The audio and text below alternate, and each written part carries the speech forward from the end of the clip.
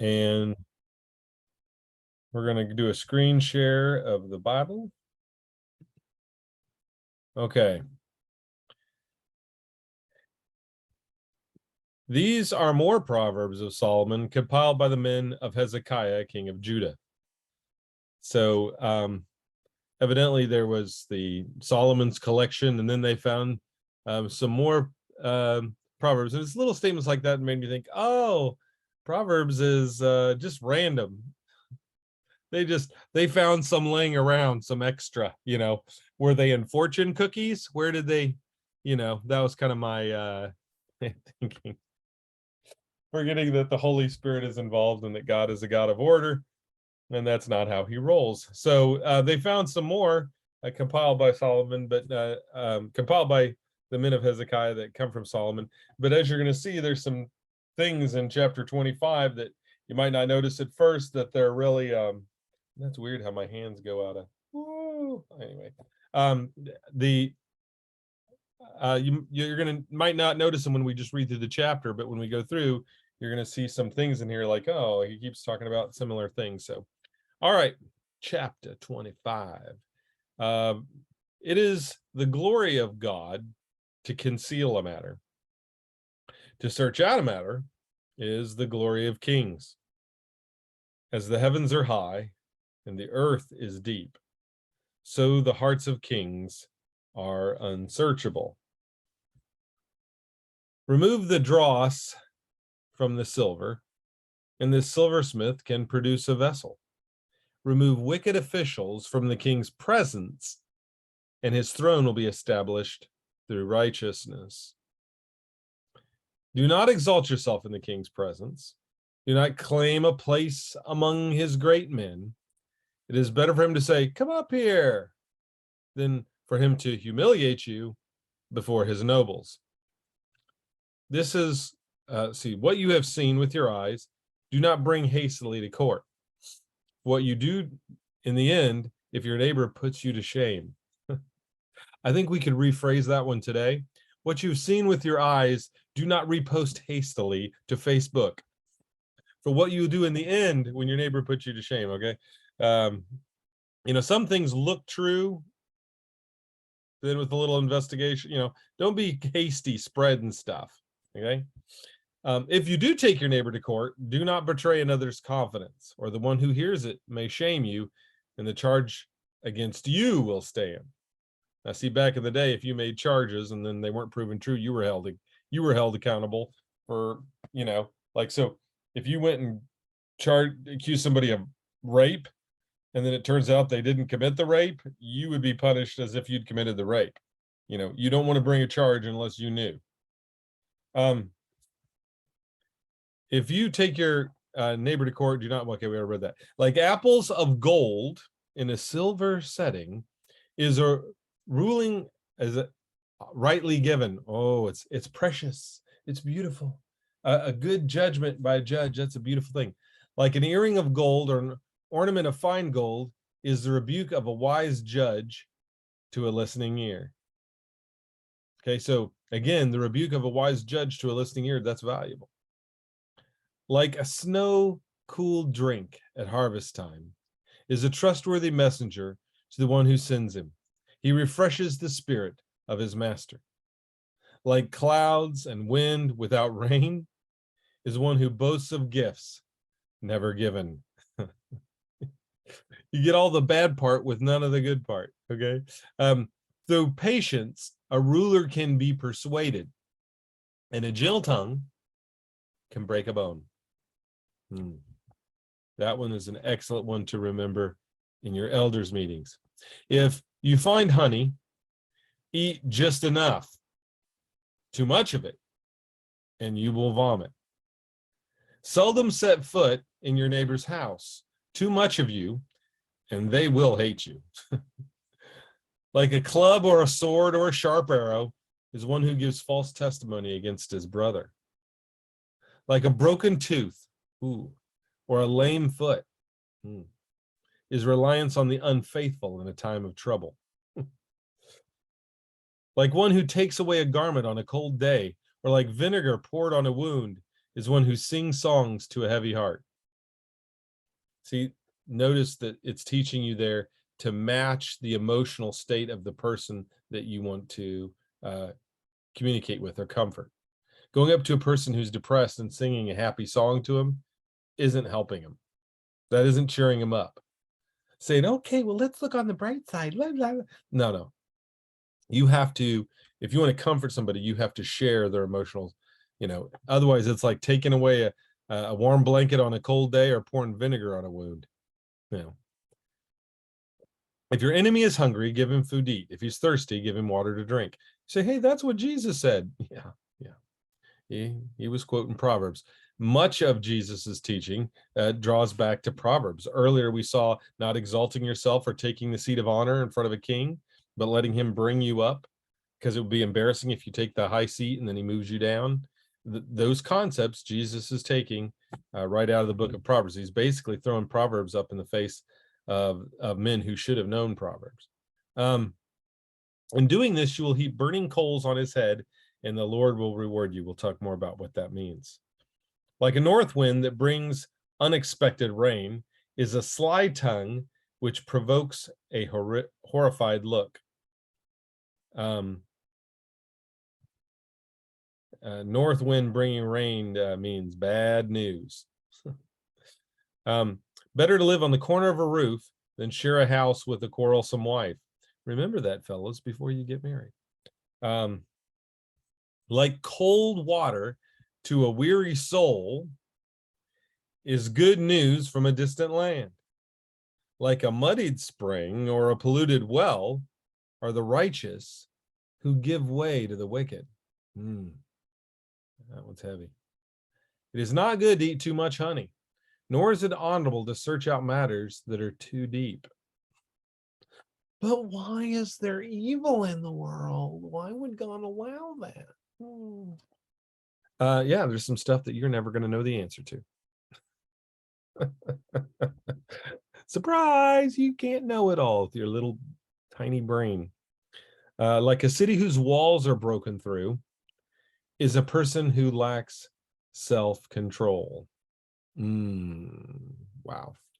That one is also super heavy.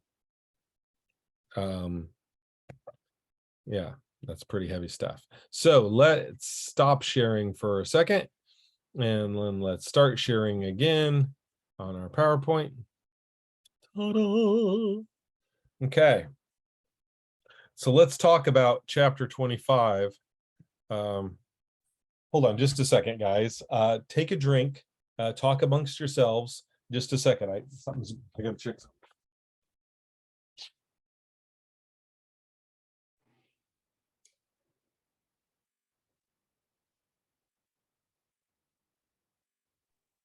Hey yourselves, what's going on, everybody? So, hey, David, I think, is the only one other than Kyle who actually followed the instructions to a T. He actually drank something. It's okay, good. I'm back. Sorry about that. Today, while I was in the shower this morning, the electricity went off. And, I'm living in a new house, so I don't know my way around as I'm in the dark. Anyway. So it turns out that the dryer blew a fuse. Anyway, I got the electric back on, but the electric to the house had been out. And so the clocks reset, and now they decided to have an alarm go off in the kitchen, which was going to annoy the snot out of me if I didn't take care of it. So sorry about that. Sorry about that interruption, those who watch this later. I hope you took a drink and had a conversation. Okay. Government's job. So it talks a lot about kings.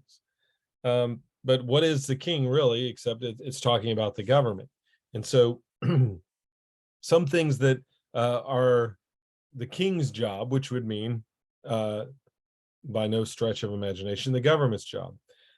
It's the government's job to discover concealed matters.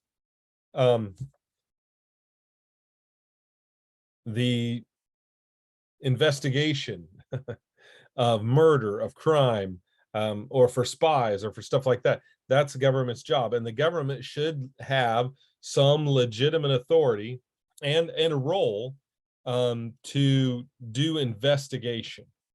That is a legitimate part of the government's job. Now, how they go about that and the rules and the rights of the individual for that are some of those things are defined later in the book, because it talks about the individual's rights and not violating a person's rights.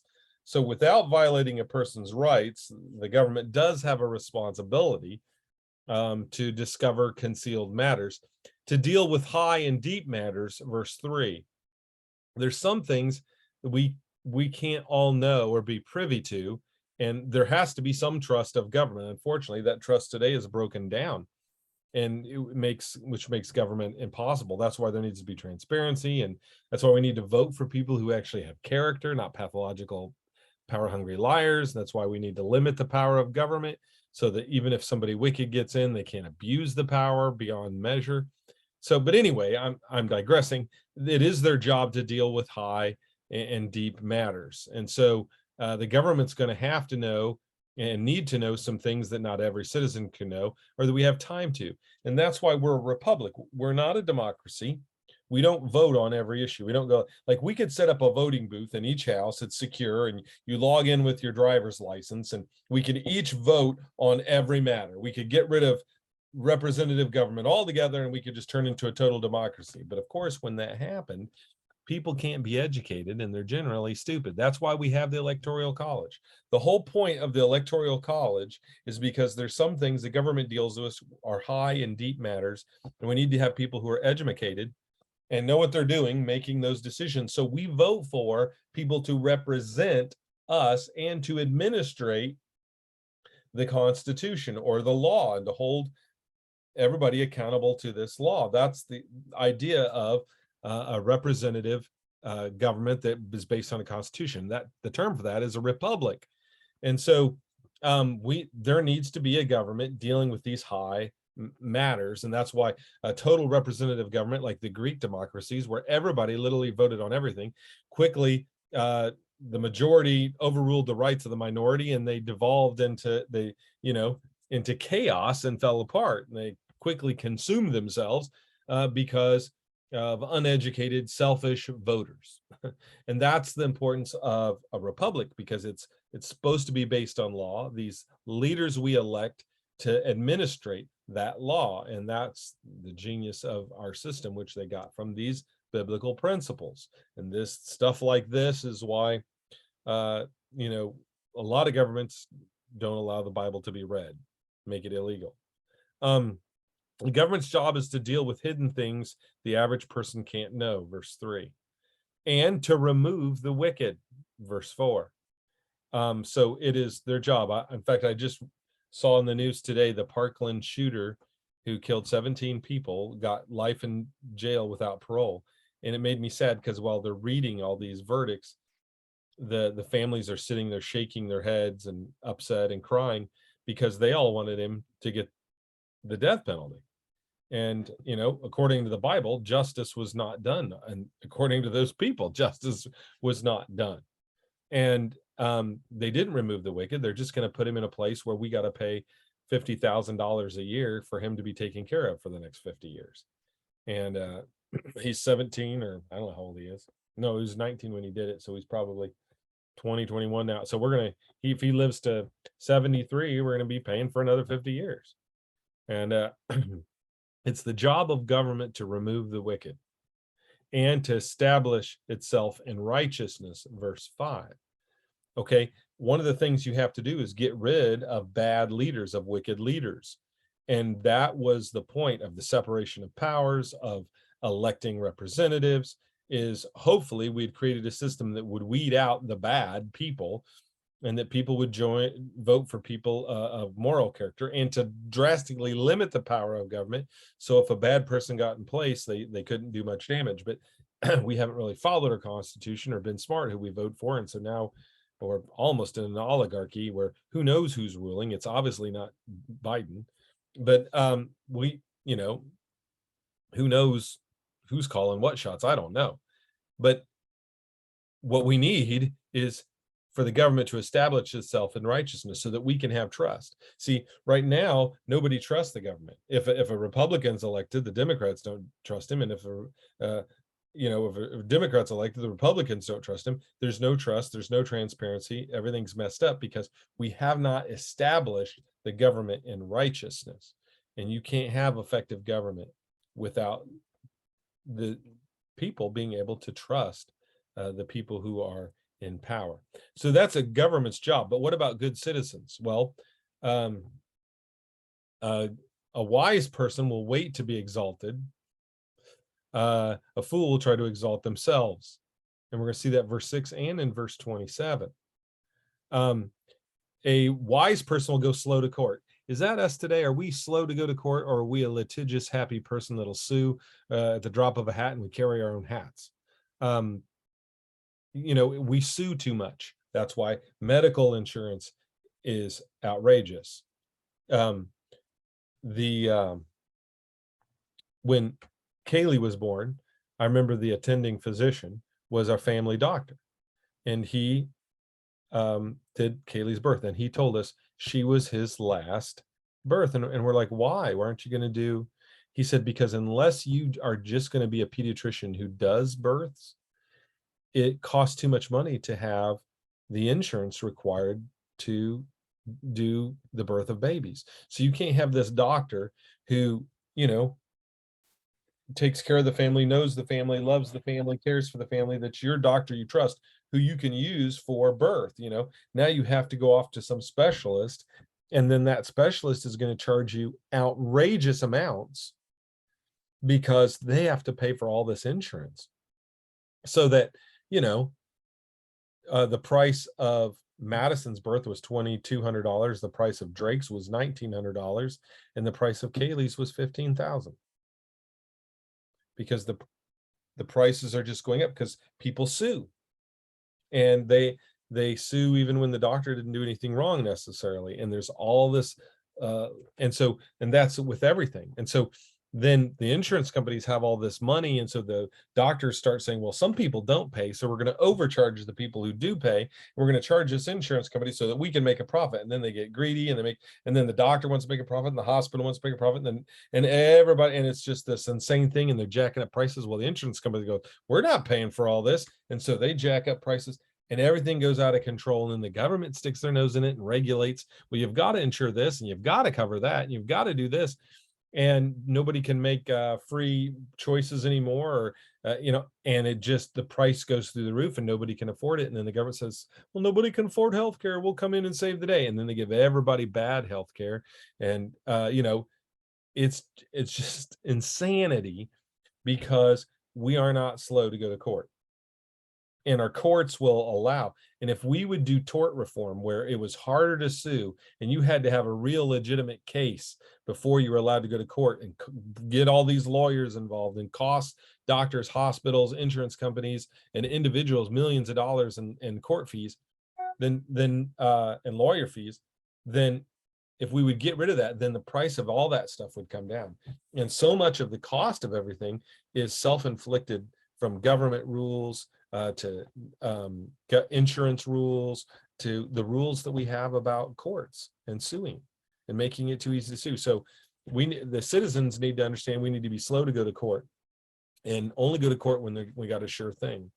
A fool is shamed by their loose lips. They make accusations without proof. They're always running over the mouth. And I think I alluded to earlier, people post things on social media, people post things on the internet. People, and I don't get me wrong, I believe in free speech, and I want people to be able to have free speech. But if a person is making accusations that are wrong, they should be shamed for their loose lips. I'm in awe of how much news organizations can lie, tell half truths and lies, and then never, and then it all comes out the truth, and then they're not shamed and written off and run out of business. Because why do we keep going back to and listening to news media when they've lied to us a bazillion times over? Why do we listen to the CDC when they lie to us over and over? Why do we listen to politicians? They lie to us over and over. There's no shame or bad reputation anymore for lies, false accusations. or for betraying a confidence. If somebody tells you something in confidence, you shouldn't be telling it unless it's, like a matter of life and death, or a kid was raped or something. Obviously, in those circumstances, you should rat them out. But that we need to be thinking about before we do stuff with betraying confidences. The wise won't give way to the wicked. A wise person won't give in to the wicked and go, okay, have your wicked laws, have your wicked way. Okay, I'll call you, she when you're a he. I'll call, I'll use your pronouns. I'll go along with. No, we should not give way to the wicked. Why? Because it's like a polluted water. Once the righteous people start putting up with the wicked and allow even little things, it's like polluted water. If you get a glass of water and it's 99% water but 1% strychnine, you still don't drink it. It's polluted. You can have polluted water, and you can have a polluted society when the righteous don't put up resistance at all to the wicked. And a good citizen is self-controlled and not vulnerable to attack. It says you're like the walls torn down. Now, we don't really have that much. We don't really put walls around cities anymore. Back then, they used to have walls around cities to keep out attack and raiders and all this kind of stuff. It was a different world. But it's like a person who leaves their front door open. It's like a person who leaves their keys in the car with the engine running. Is a person without self-control. If you don't exercise self-control, you're toast. The devil's got you. If you don't have any self-control over your actions, then you're like a city with the wall torn down. You are just open for attack. The enemy can just march right in. And trust me, the devil is marching around, checking out your defenses. And if he sees that you do not have self-control in a certain area of your life, that's exactly where he's going to march his troops right in with temptation after temptation, sending a barrage of punishment your way. So good citizens, they wait to be exalted. They don't exalt themselves. They're humble. They're slow to court. They don't betray confidences. They don't give way to the wicked. And they're self-controlled. A good neighbor. Well, they use State Farm because just like a good neighbor, State Farm is there. But privacy. Too much of a good thing is bad. Verse 16 and 17.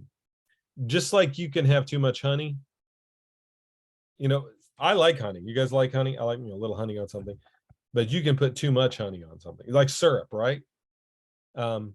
Like I love, a delicious maple syrup. But you put too much syrup on your pancakes, you need to have the right pancake to syrup, ratio. And you can have too much of a good thing. And I don't care what a good thing you are. I don't care how sweet you are and what a wonderful honey syrupy person you are. Too much of you is bad. Okay. If you linger around at your friend's place, pretty soon they'll be like, Ben Franklin used to say that house guests are like fish. They stink after 3 days. And, you stay too long, you hang out at your friend's place too much, he's going to resent you. His wife's going to resent you. Somebody's going to resent you. You really need to give people space. One of the problems that some people have is they really want a friend. They're a lonely person or whatever, for whatever reason they're emotionally needy. So they latch on to somebody, they like somebody, so they find somebody's really cool, somebody's fun to be around, but they latch on, they hold on too tight. Boyfriends do this with girlfriends, girlfriends do this with boyfriends, best friends do this with best friends. Church members do this with preachers, where they'll just invade their life because they're emotionally needy or for whatever reason. And if you put yourself in somebody's life too much, they will come to resent you. A good neighbor is gives you privacy. And they always say that tall fences make for good neighbors. We need our own space and we need privacy some of the time. Really respect people's privacy.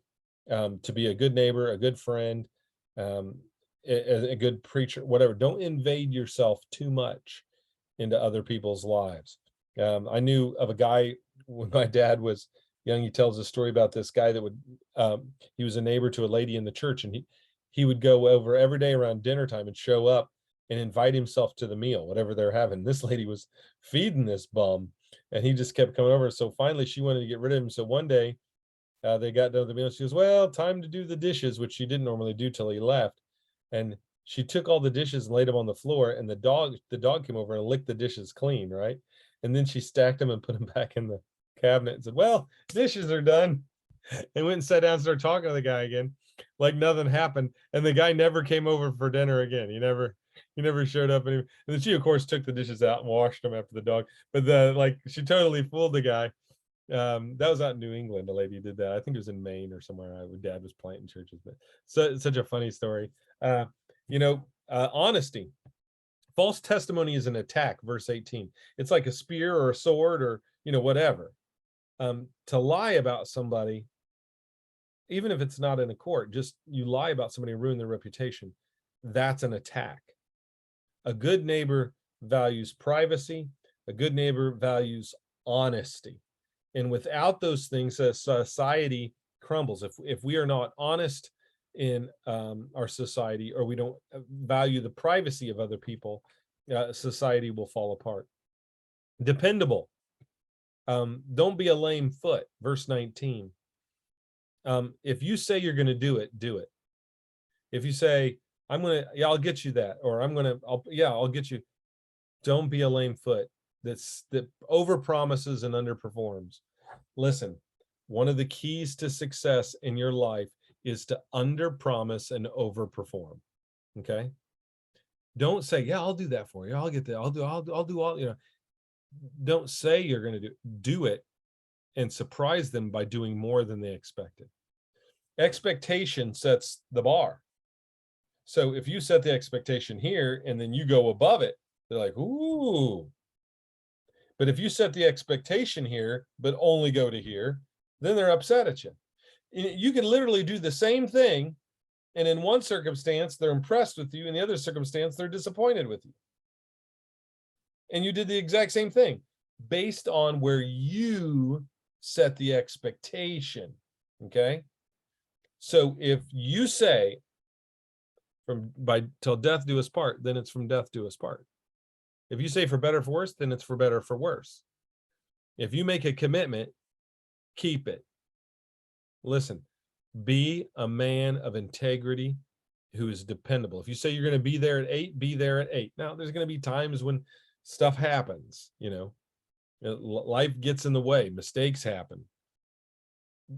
Yeah, but let your general character be dependable, not a lame foot, not a broken tooth. Ever had a broken tooth? You can't chew with it and you can't gum anything with it. It's just pain.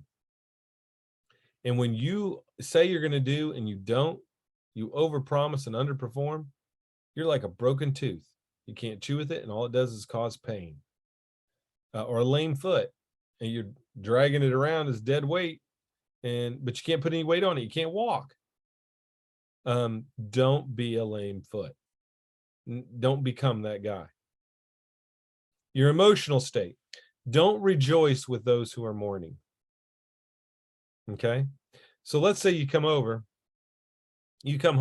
and you're there with your roommate, and you're excited because you got a promotion that day at work and a raise. Now you're in charge of the shift and you get a $10 an hour raise. And you come home, you're excited. You're going to tell your roommate, "I just got a raise." And you walk in the door and he's sitting there looking like, his dog died and he just had to go to a Justin Bieber concert or something terrible happened to him. And you're like, "What's wrong?" And he's like, "Oh, my girlfriend just left me, Well, that's not the time to go, "Oh yeah, I'm sorry to hear that, but hey, I got a job right. Don't rejoice in the face of somebody who's mourning, Don't try to cheer somebody up with your good news. Cry with people who are crying. You know, when a person is mourning, and they're down in the pit, go down in the pit with them and put your arm around them. Don't try to pull them up. Don't put a silver lining on their, cloud, their storm cloud. The way you can encourage them is just by being there. I've heard it called before the ministry of presence. And I don't mean giving them presents. I mean your presence there with them. And the Bible teaches us to rejoice with those who are rejoicing and to mourn with those who mourn. And share and match the emotional state. I think we've already read the proverb, right? That the person who greets you loudly in the morning, it'll be considered a curse. If you're one of those mourning people, and that's usually more women than men, but if you're one of those creeps that's a mourning person, and you're like, hey, everybody, hey, keep that joy to yourself, all right? Go talk to the mirror. Or find somebody else who's happy in the morning. But some people, they just got to wind up to it, let them, greeting somebody too early in the morning, don't affect the emotional state of someone like that. It'd be like, have you ever been really cold and you're all wrapped up in a nice blanket and you get all comfy under the blanket and you're just trying to stay warm, and then somebody comes along and are you guys all still there? Something just popped up, said somebody signed in from another account, or I don't know what that was. Sorry about that. Anyway, what was I saying? Oh, so they ripped the blanket off, or maybe you were a kid and you're like, I don't want to get up, Mom. I want to sleep in. It was a cold morning, and Mom just rips the blanket off to wake you up, and you're like, my mom never did that, but my dad was not. He would. That is what it's like, where you're trying to stay warm and somebody comes and just makes it worse. And when you try to rejoice with somebody who's mourning to get them out of depression, you are making it worse. Cry with them and have a good cry. Let them talk about and release why they're upset. And once they have a good cry, have you ever done it where you're sad about something and you cry and it feels good to cry and then you kind of get done crying, you don't have any cry left, and you're kind of like, oh, that was nice. There's something about that emotional release that needs to happen. And if you don't allow a person to mourn, and if they're really hurt, I mean, someone died, someone left them, they went through a divorce, something really, really bad happened. Their favorite food at Taco Bell is no longer on the menu. There's some bad things that happen in this world. Then you need to let them have some time. I'm serious though, like really heavy things. It's going to take them some time, and you can't help them by not joining them in their, their sorrow. So match the emotional state and be merciful. Treat even enemies like neighbors, verse 21 and 22. Jesus totally quotes this proverb, or actually these two proverbs, verbatim. And there's several different ideas on what it means to put heaping coals on their head. Some people might think, well, that'll teach them. You're just like dropping hot coals on their head. Ouch, that burns. Ooh. See it as a punishment. Okay, maybe. But I think the more logical answer is, back in the day, if your fire went out, you didn't have a big lighter, and it's hard to start a fire, with a stick and, what that old method, and so you'd often go to the next door to your neighbor and say, hey, can I have some coals to light my fire? My fire went out. And so they would get a bowl and they put it on their head, and then they would scoop coals on their head and they'd carry it home, and then they would dump it and use those coals with some tinder to get the fire started. And that's a theory of what that means, to dump burning coals on their head, that's what that's talking about. I don't know if we can actually know the exact meaning. I like that one's particular meaning. I like the idea that the way we show the way we respond to people who don't have any love and who are our enemies is to show them love, hoping that we can reignite the fire of love within them by giving them love they don't deserve. And that's certainly what Jesus did for us. Jesus didn't ask us to do something he didn't do. And while we were yet sinners, the Bible says Christ died for us. And he went to the cross for us while we were still in rebellion. He treated enemies like neighbors. And Jesus taught that also when we have the parable of the Good Samaritan, right? The priest passed by and the Levite passed by and left their fellow Jew laying in the ditch. But this foreigner who the Jews hated comes along and has compassion, picks the guy up, takes him to the, local comfort inn and gets him comforted and pays his bill and says, hey, if he owes anything when I come back, I'll pay it, basically put it on his credit, his Samaritan Express card. And the kindness he showed is he treated an enemy like a neighbor. And then Jesus tells us to go and do likewise. And so again and again, Jesus is telling us to love our enemies, pray for those who persecute us, to bless those who curse us, that the way we respond to hate is with love, and the way we respond to negativity is with positivity, that we don't, we turn the other cheek. We don't respond evil for evil, but we return evil with good. And those kind of things are hard to do and difficult to do. It's the government's job to give the justice and go after the wrongdoer and investigate the situation. That's the government's job. What's our individual job is to go get justice and, take out justice on the person that wronged us. No, that's, as an individuals, that's not our role. That's the government's role. Our role is to be a good neighbor and to show mercy to people that are even our enemies. You might remember the story with Elisha, right? Where he's being hunted by a king, and this army comes and surrounds and the city, and the servant Elisha's like, oh my, there's more of them than there are of us. And then he prays and God opens his eyes and he sees chariots of fire zipping around, and the armies of the Lord. He goes, okay, there's more with us than against us. And then God blinds the army, and so he marches them right into Samaria, to the capital of Israel, and their enemies surrounded, and the king's like, should I kill him? Should I kill him? And he's like, no, you've got him. Feed him, be nice to him, treat him kindly, and send him home. They'll never attack you again.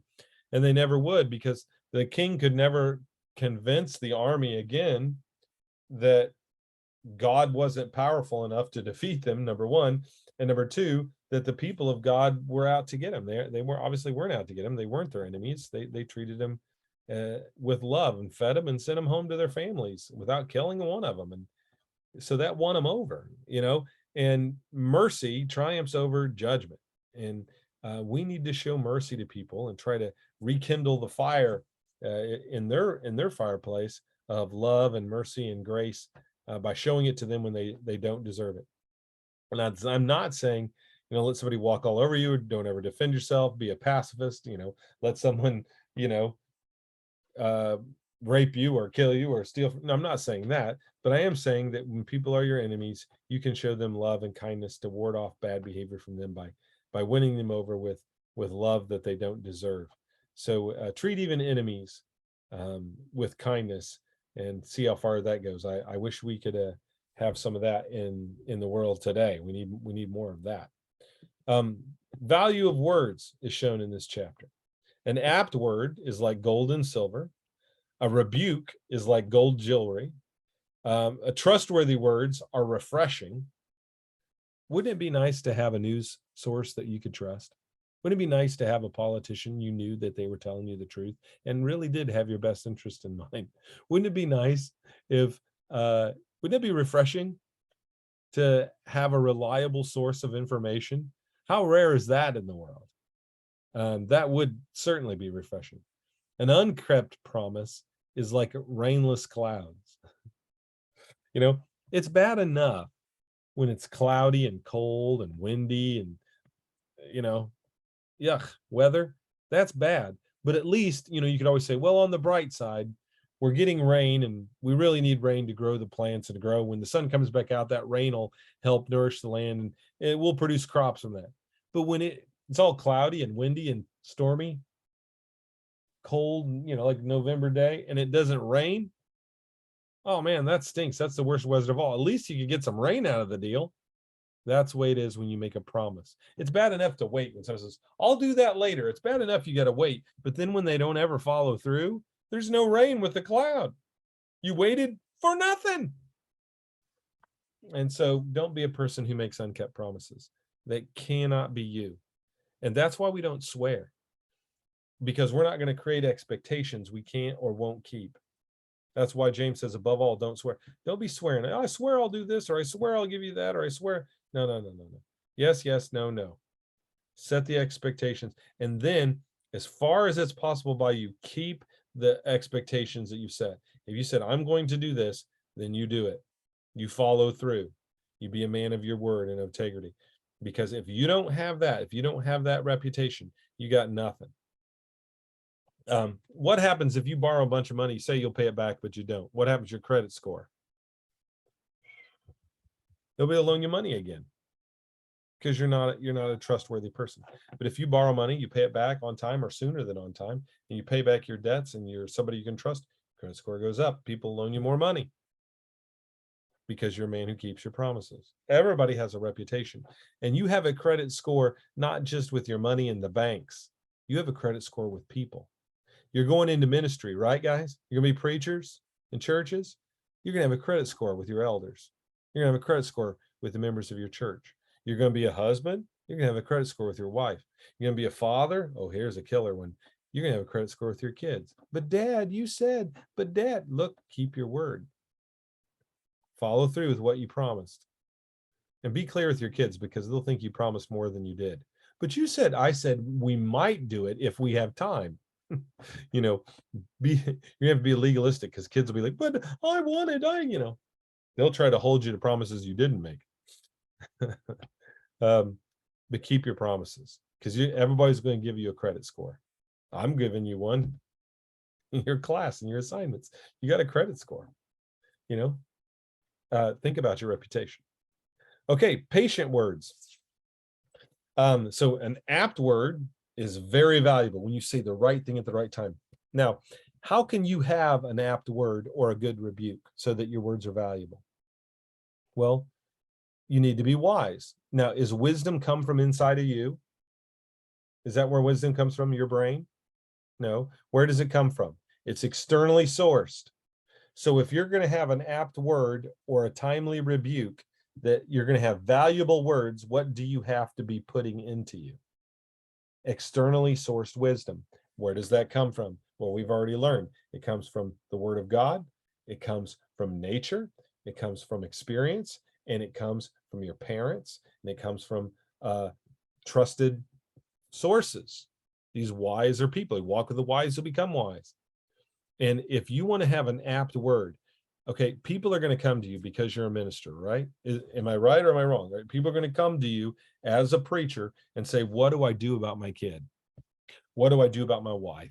What do I do about my husband? What do I do about my parents? What do I do about my friend? What do I do about this temptation? What do I do about this addiction? How are you going to have an apt word if you haven't studied to know what in the world to say to people? And how are you going to be able to rebuke them when they have problems in their life that they don't even see, but that need addressed?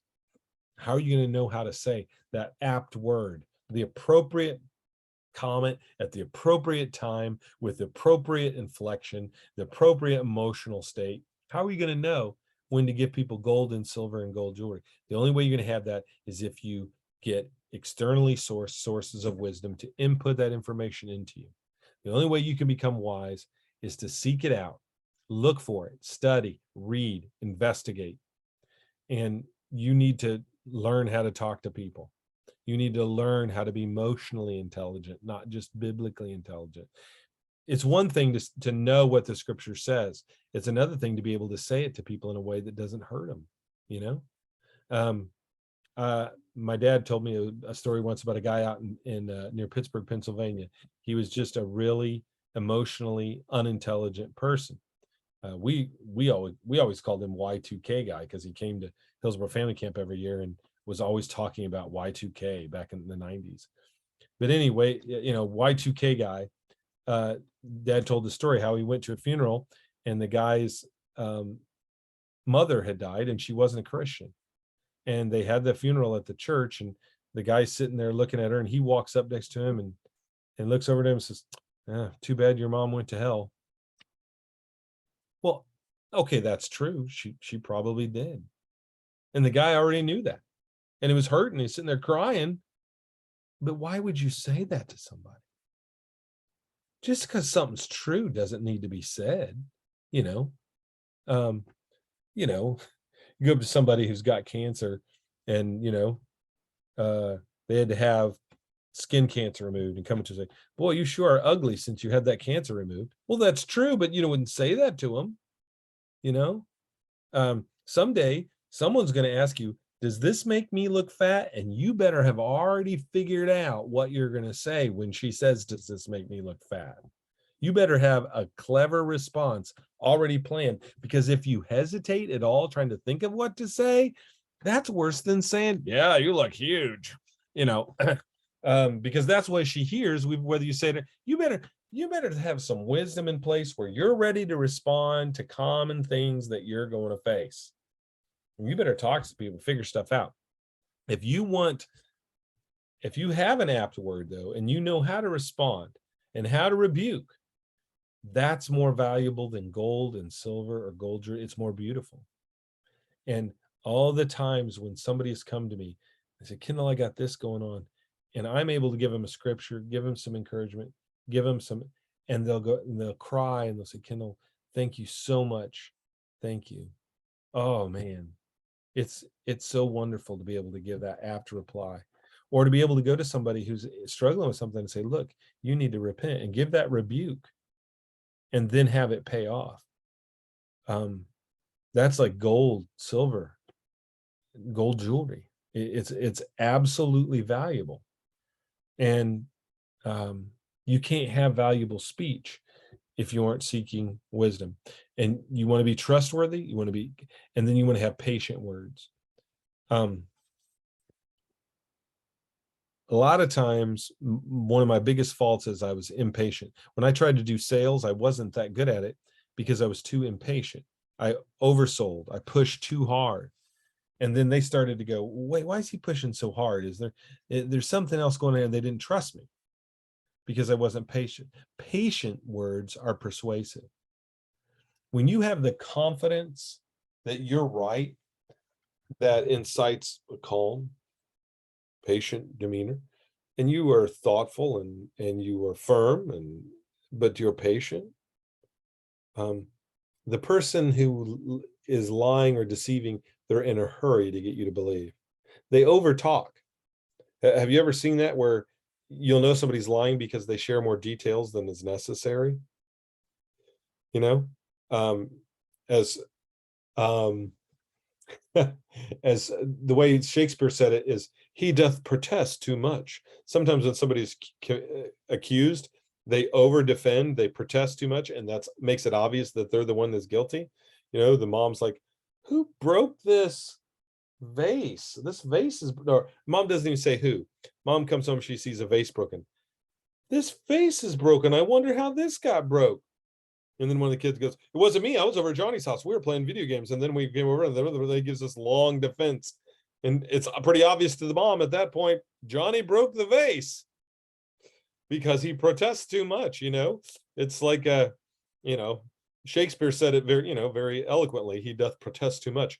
When I was a kid in junior high, we didn't say it quite as eloquently. We said it this way: he who smelt it dealt it. The person that's the guilty flee when no one pursues is one of our proverbs.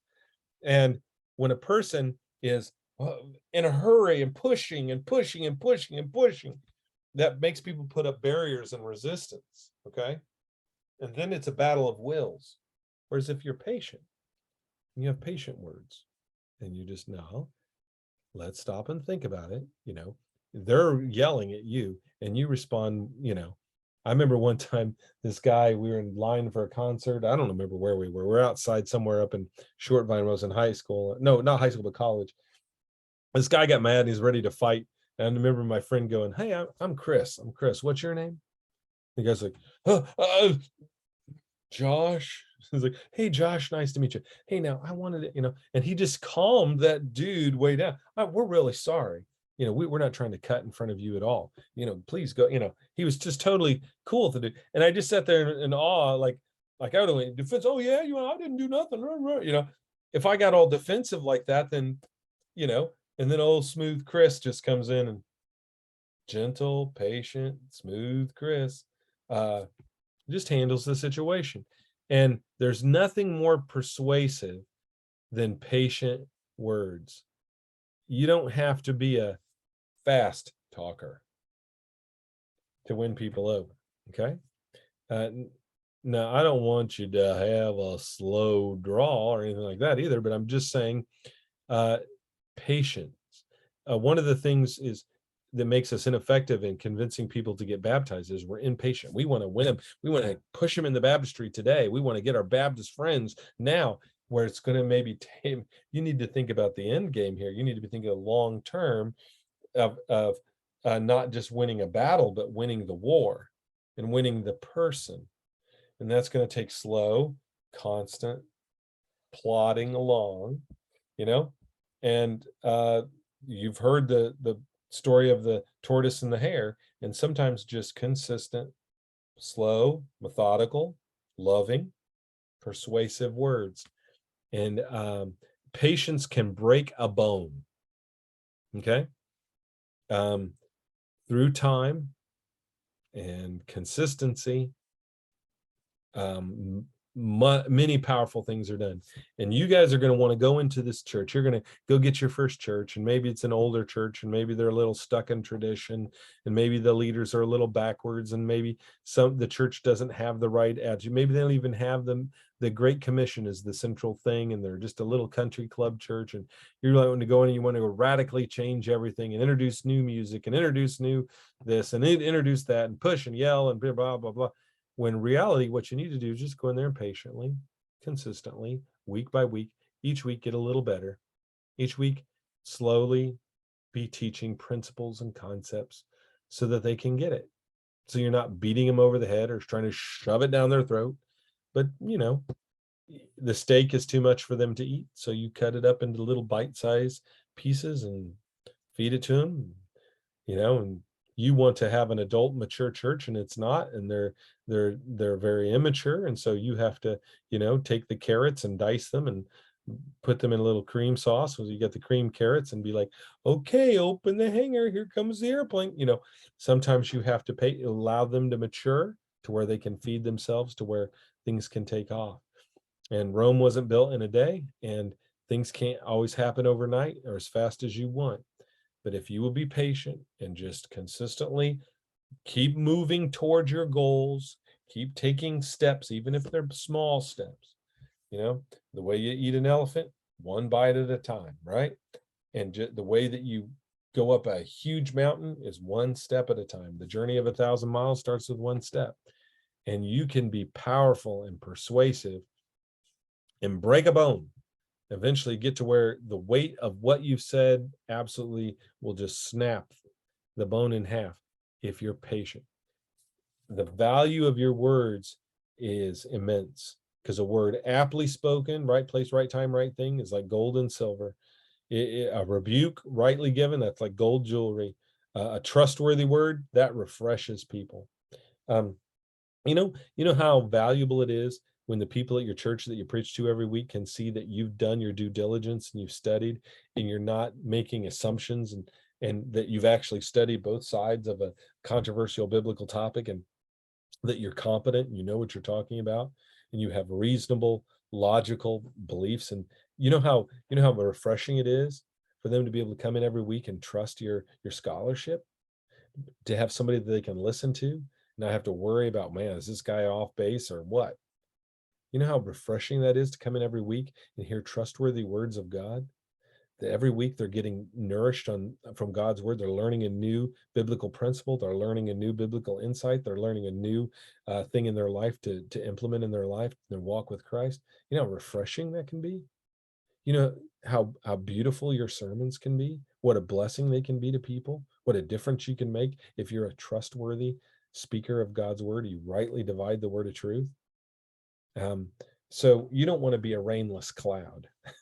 You don't want to be I'm going to do an awesome sermon series on, fruit of the Spirit. And then they come and you just bore them to death without scholarship, without effort, without studying, without giving them anything that refresh them. You're just a cloud with no rain. I had the cloud of going to church and having to sit through a guy plow on for 30 minutes, but I never got anything out of it. You don't want to be a rainless cloud. You want to, if they're going to have to sit and listen to you talk, then they ought to get something. Be a promise kept. You come to church this week, I'm going to teach you something from the Word of God. I might not be the most entertaining. I might not be the most dynamic speaker, but when you leave, you're going to understand something new from God's Word. That's that's a promise you can keep. That's something you can deliver on, any one of you. And you do that week in and week out, you're going to be refreshing. You're going to be a blessing to people. So, I encourage you with the value of your words. There's a lot right there. You're going to be men of words in your job. So there's a lot in chapter 25 for you guys to take hold of. Gentle words are more powerful. Now, false testimony, that's like a deadly weapon. If you lie to people, you're killing them. You destroy everything. A sly tongue, that causes anger. If you get up and you're sarcastic, and this is a temptation for me, and it's a temptation for you. If you get up and rebuke people sarcastically, you mock them, you're a mocker, you're just going to cause anger. Remember, a gentle answer turns away wrath, right? But an ungentle answer stirs up anger. Don't cause anger by being a smart mouth. Okay? You can turn your sermons, you can get angry and frustrated at a church, and you can have a sly tongue, and all you're going to do is make people angry. See, a patient, gentle tongue, that's powerful. That'll break a bone. It takes time. But if you have a sly tongue and you mock people, you're just going to cause anger. That's all. I mean, you can get up and say something that's true, and you can really make someone look stupid for disagreeing with you. But all you're going to do is make them mad. You're not going to win them. You're winning the argument, not winning the person. Now, people who agree with you, they'll love it. They'll eat it up. They'll laugh their heads off and point at the person and laugh at them. But you haven't won the person over that you disagreed with you. You just caused anger. A quarrelsome person is going to be isolated. Do you guys ever know a kid in school who couldn't stand losing to the point that he would try to change the rules, or he would argue and fight? He just could never handle losing. And so eventually, because he always tries to change the rules, or he complains, or he's quarrelsome, or he fights over, that was in, no, it was out, no, it was out, that was in, that was, the kind of person that's just quarrelsome, pretty soon, what would nobody in class do at recess? Nobody wanted to play with him. He would become isolated. Some kids, because they can't handle losing, they don't play nice, they don't play fair, and they get isolated. And a quarrelsome person gets isolated, right? And in fact, isolation is better than a quarrelsome person. So if a group of people are quarrelsome, what will a smart person do? They'll isolate themselves from them. So if you got a quarrelsome church and everybody in church is fighting, what's your visitor going to do? What are some of your members going to do? They're going to leave. A group of people will naturally isolate out a quarrelsome person. And a quarrelsome group, a person will naturally isolate themselves from. You just, at some point, you're like, you're toxic. I'm getting out of here. And a lot of men go off to their man caves, or out to their garage or their shed, or worse, to a bar, because they're trying to get away from a quarrelsome wife. A lot of women will run off with some other dude from work because they don't want to come home to their quarrelsome husband. Quarrelsomeness brings about isolation. And good news is like cool water. When you have good news, it's refreshing. Like, when you're hot and you're just so miserable hot, and you get a glass of cool, refreshing water, ice cold water, how refreshing that is. See that your words have value. So you guys are going to be preachers. If you want powerful sermons, they have to be gentle. What if you said hard things in a soft way?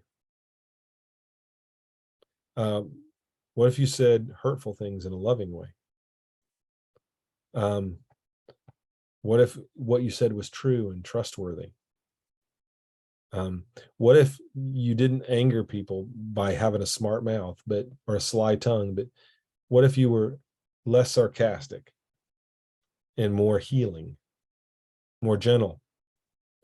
And whatever you do, don't be quarrelsome, because you're going to get isolated. You can split a church in half with that. And share good news, because that's like cool, refreshing water. And when we are regularly sharing the good news of Jesus Christ, it's encouraging, not only to those who don't know it, but even to those who do know it. It's refreshing to, again, get some good news. So some random thoughts. We have leaders to handle things that we don't have the time or skills to manage. That's why God gives us leaders. That's why families have fathers. That's why societies have governments. That's why church has evangelists, elders, and deacons, is because we need some experts to manage things. Who you choose to remove from an organization determines the character of the organization. So here it gives the government and the king, but a king cannot be established until he removes the bad characters. You cannot establish a church to grow and be healthy until bad leaders are removed. If you got bad leaders, there's no fixing anything until they're gone. Who you remove from an organization determines the character of the organization. In the government, we need to remove bad people, drain the swamp, get rid of the, we got an election coming up next week. Think about who you vote for. A good neighbor is considerate of others' time, privacy, emotions, and thus they are honest, dependable, and merciful. Man, that is a quote that's deeper than it appears on the surface. A good neighbor is considerate of others' time and their privacy and their emotions. That's what it is to have emotional intelligence, to have a sense of, how am I affecting them? Are they enjoying me being here or not enjoying me being here? Really don't take up too much of people's time. Don't invade their privacy. And when you're with them, match their emotions. Some of you are more emotionally intuitive than others. Some of you might be like me, less. You don't know how to relate to people. You can be awkward. What you need to start learning because some of us are better at reading nonverbal communication than others. You need to learn to read people's nonverbal communication. And sometimes you have to be able to read a person before they've spoken. Okay? So that you can match where they are and not be happy, happy, happy when they're not, or be Mr. Depressed when they're not. You need to, if you're going to minister to people, you're going to have to set your emotions aside and meet people where they are. Okay? Let's say you just had a good friend from high school die in an accident, and you're sad about it and you're hurting, but you're going to church that morning and you've got to preach a sermon on joy. And there's a couple in the church who got married the day before, and there's several people celebrating their wedding anniversaries, and one of the kids just graduated from the Marines and is home for the weekend. There's all these happy people. Are you going to go in there and throw a wet blanket on all that? Or are you going to set aside your emotions for a minute, go in there and rejoice with them, love on them, celebrate with them, praise God with them, sing songs of praise with them, and then when you're done, you can go home that night and privately, mourn, or with your wife or with some close friends, share your emotions. But if you're going to minister to people, you're not going to be able to be the person who can force your emotions onto other people, but you need to meet people where they are. And you need to learn to be able to read people so that you can be a good neighbor. You can be a good friend by being considerate of their feelings, and be an honest, dependable, merciful person. The wise realize words are currency in the economy of relationships, and they make them valuable. They're on the gold standard. Your words are like gold. If the point of that is, if what you're saying doesn't have value, if the storm cloud doesn't have any rain, don't say it. Don't rebuke if there's not value to the rebuke. Don't talk unless there's value to it. If you don't have anything to say, don't say anything. Make sure that what you say is valuable. So when you speak, people go, oh man, that's like gold with a silver setting. He always has the apt word, Okay, so what do bad governments do? Is some questions to ask. What do bad citizens do? What's a bad neighbor do? And what will make your words valuable, refreshing, and nourishing? I'm not going to rehearse the whole chapter to go through those questions, but those are some questions that you can ask yourselves as you review for your exam eventually on this chapter. Okay, we are at 149. So my time, which is 2:49 your time, correct? So we're past a break by a good bit. So let's go ahead and take our break right now. And let me stop screen share. Okay, and hit pause. So let's take a break and we'll be back in, let's say 10 minutes.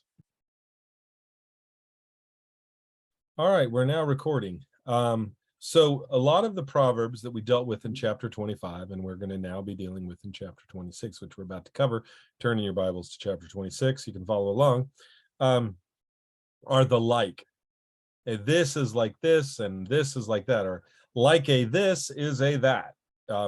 They're going to be these comparison kind of proverbs.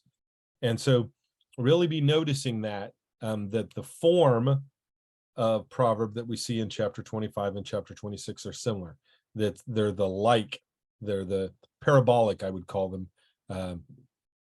type of proverbs. So to properly understand them, we're going to realize they're not like in every way, but there's one way in which they're parallel. Okay, not a bunch of ways in which they're parallel. Just there's a certain aspect of the nature of the one that is similar to the other. So it's doing this comparison to help you understand the one parallel thing between them. Okay, there's something parallel between these things. What is it? And you remember back in when you were a kid and you watched Sesame Street, one of these things is not like the other one, not like the. You remember that? Well, with this, it's one of these things is like the other one. Just one thing is like the other one. Okay. All right. Well, we've lost Josh, and Boomer is missing in action as well. So I'm not sure. Boomer. Did he fall asleep?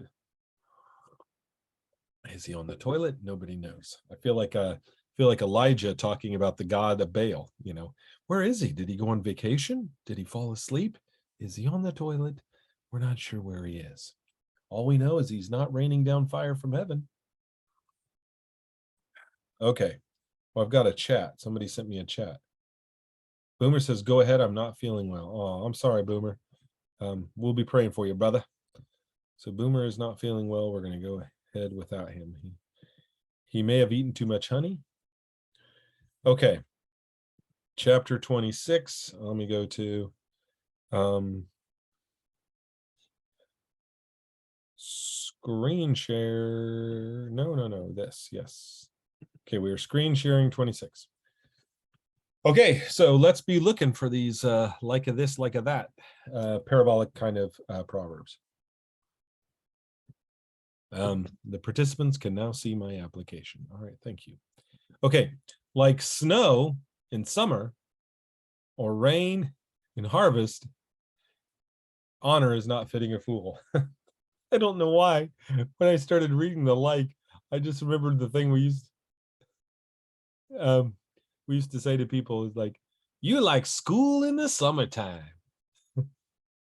They're like, school in the summertime? Yeah, no class. Okay, but anyway, I think I got that from Bill Cosby's cartoon that he did in the 70s. Fat Albert. I think I stole that from Fat Albert. One of the kids said the other, you like school in the summertime? And then he's like, oh yeah, and he's like, yeah, no class. Anyway, you like snow in the summertime or rain at harvest. Honor is not fitting for a fool. When a fool gets honored, it's just, you're like, well, that ain't right, that just ain't right. Like a fluttering sparrow or a darting swallow, an undeserved curse does not come to rest. You ever see those little birds? They don't ever stand anywhere long. Like a big bird, they'll go like, okay, I'm tired of this. I'm going to sit here for a while. I'm going to sit on this telephone line. I'm going to chill for a little bit, but a little bird's like, it never sits still. That's the way an undeserved curse is. It just doesn't stay. It doesn't stick around. You ever see these little birds when you're a kid and you try to catch the bird? You can't get it, just flies away. There's two things that'll fly away on you like a bird: money and an undeserving curse. It just, my friend Chris Williams, he always used to say that lies have speed, but truth has endurance. Lies don't last. The truth comes out. So that's a great proverb. In Proverb 3, a whip for the horse, a bridle for the donkey, and a rod for the back of fools. Oh, if we'd relearn that one. Do not answer a fool according to his folly, or you yourself will be just like him. And then I like verse 5 next to it. Answer a fool according to his folly, or he'll be wise in his own eyes. Which is it, Solomon? Which is it? Do I answer him or don't answer him? Verse 4 tells me not to answer a fool according to his folly, and verse 5 tells me to. That's confusing. I'm confused. We'll talk more about that, about when to do what. Like useless legs of one who is lame is a proverb in the mouth of a fool. Now, hold on a second. I thought that these proverbs contain wisdom in it. Well, it's like having legs but not using them. Saying a proverb is one thing. Doing a proverb, that's when you become wise.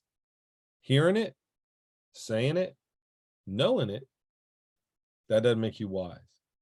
Doing it, putting it into action, that's when you're wise. Like tying a stone in a sling is giving honor to a fool.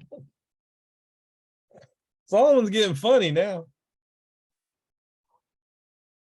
Now, when we think of slingshots, we think of this like industrial grade surgery rubber mask, like one of these slingshots where you hold the little thing, you pull it back, ping, like a rubber based slingshot. That's what we think of as slings today. But that's not the kind of slings they didn't have. That they didn't have rubber trees. They didn't have that back then. A sling back then was two pieces of cloth or leather or rope with, a thing on the end of it to hold the rock or whatever you're going to repel at somebody. And you'd put it in. In the one hand, you'd hold over here, and you'd hold the other pinched here. You get it up over your head, you swing it around, and then at just the right moment, you let loose of the one and hold on to the other. You hold the one string and let the other loose. And whatever you're flinging around, the centrifugal force has got it moving at a high rate of speed, and then you're unleashing that power, and foo. And I tell you what, the Israelites got good with those things. They could take out a small animal or prey. They have dinner, in front of their family that night, because they could kill small game with a sling. It was an effective weapon, as King David showed. But if you tie the stone in the sling, it doesn't go out. It doesn't do any good. Okay? Like, the point of a sling is to propel the projectile at a high rate of speed. And if one ties one stone in one sling, it doesn't go nowhere. It does no good. And just like swinging a sling around where you've tied the rock in the sling doesn't do no good, likewise, in fact, probably what's going to happen is it's going to come around and hit you in the head. Likewise, it does no good to honor a fool. You think, well, maybe if I honor this fool and give him this thing, then it'll make things better. I kiss up to the fool. Kissing up to a fool does you no good. Do not give your pearls to swine. Do not give what is sacred to a dog. And don't honor a fool. Because that's like trying to use a sling when the rock is tied to the sling. Like a thorn bush in a drunkard's hand is a proverb in the mouth of a fool. What's going to happen if you put a thorn bush in a drunk man's hand? He's going to hurt himself and not even know it. And a proverb in the mouth of a fool doesn't do no good. Like an archer who wounds at random is one who hires a fool or any passerby. If you hire somebody without vetting him, without doing a thorough investigation into whether this is a good bet, that's like taking an arrow and just shooting it up in the air. Well, I hope it don't hit nobody. That's like taking a gun and firing it. I hope no one gets hit. Like the Chinese, they're launching these rockets. The Chinese don't care about anybody's life. They don't care. They're trying to develop their space race, and they're in such a hurry to do it. They developed this rocket, and they got it so that the base of the rocket that holds the fuels that's going up, it doesn't deteriorate fully before it comes in. And they're like, well, 3/4 of the world's ocean, so it's probably going to land in the ocean. Probably. A couple times it did, but one time it landed on the Ivory Coast and did a bunch of damage. I think killed somebody. It's like China's, and they're about to shoot one off next week. Up it goes. Where it comes down, nobody knows. That's what you're like if you just hire a fool or any passerby. Don't make a fool a deacon. Don't make a fool an elder. Don't make a fool a preacher. Don't put a fool in charge of anything. But before you even make a deacon, you're supposed to test them to see if they're good. Test people out. Don't, vet people. Don't hire just anybody walking by. Oh, we need a worship leader. Let's hire this crackhead. No. Don't just hire anybody. Really, before you hire somebody or work with somebody, you're a partner with somebody, don't just marry some girl. Well, she's cute. She went to, comes from a Christian family and she's beautiful. I think I'll just get married. Look, do some investigation. People put out their best, but underneath, what is, don't be an archer, just shooting arrows up and hoping nobody gets killed. Because somebody will.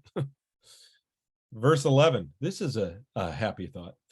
As a dog returns to its vomit, so a fool repeats their folly. Wouldn't that be funny? You know how a lot of times like people say, they'll be like, hey, can you share your favorite verse? Would you sign your name at the end of the week of camp? They come up, they got their shirt. Would you sign your name and put your favorite verse? Would you put your favorite? Wouldn't it be funny just to Proverbs 26:11, like, oh, what's their life verse? What's their favorite verse?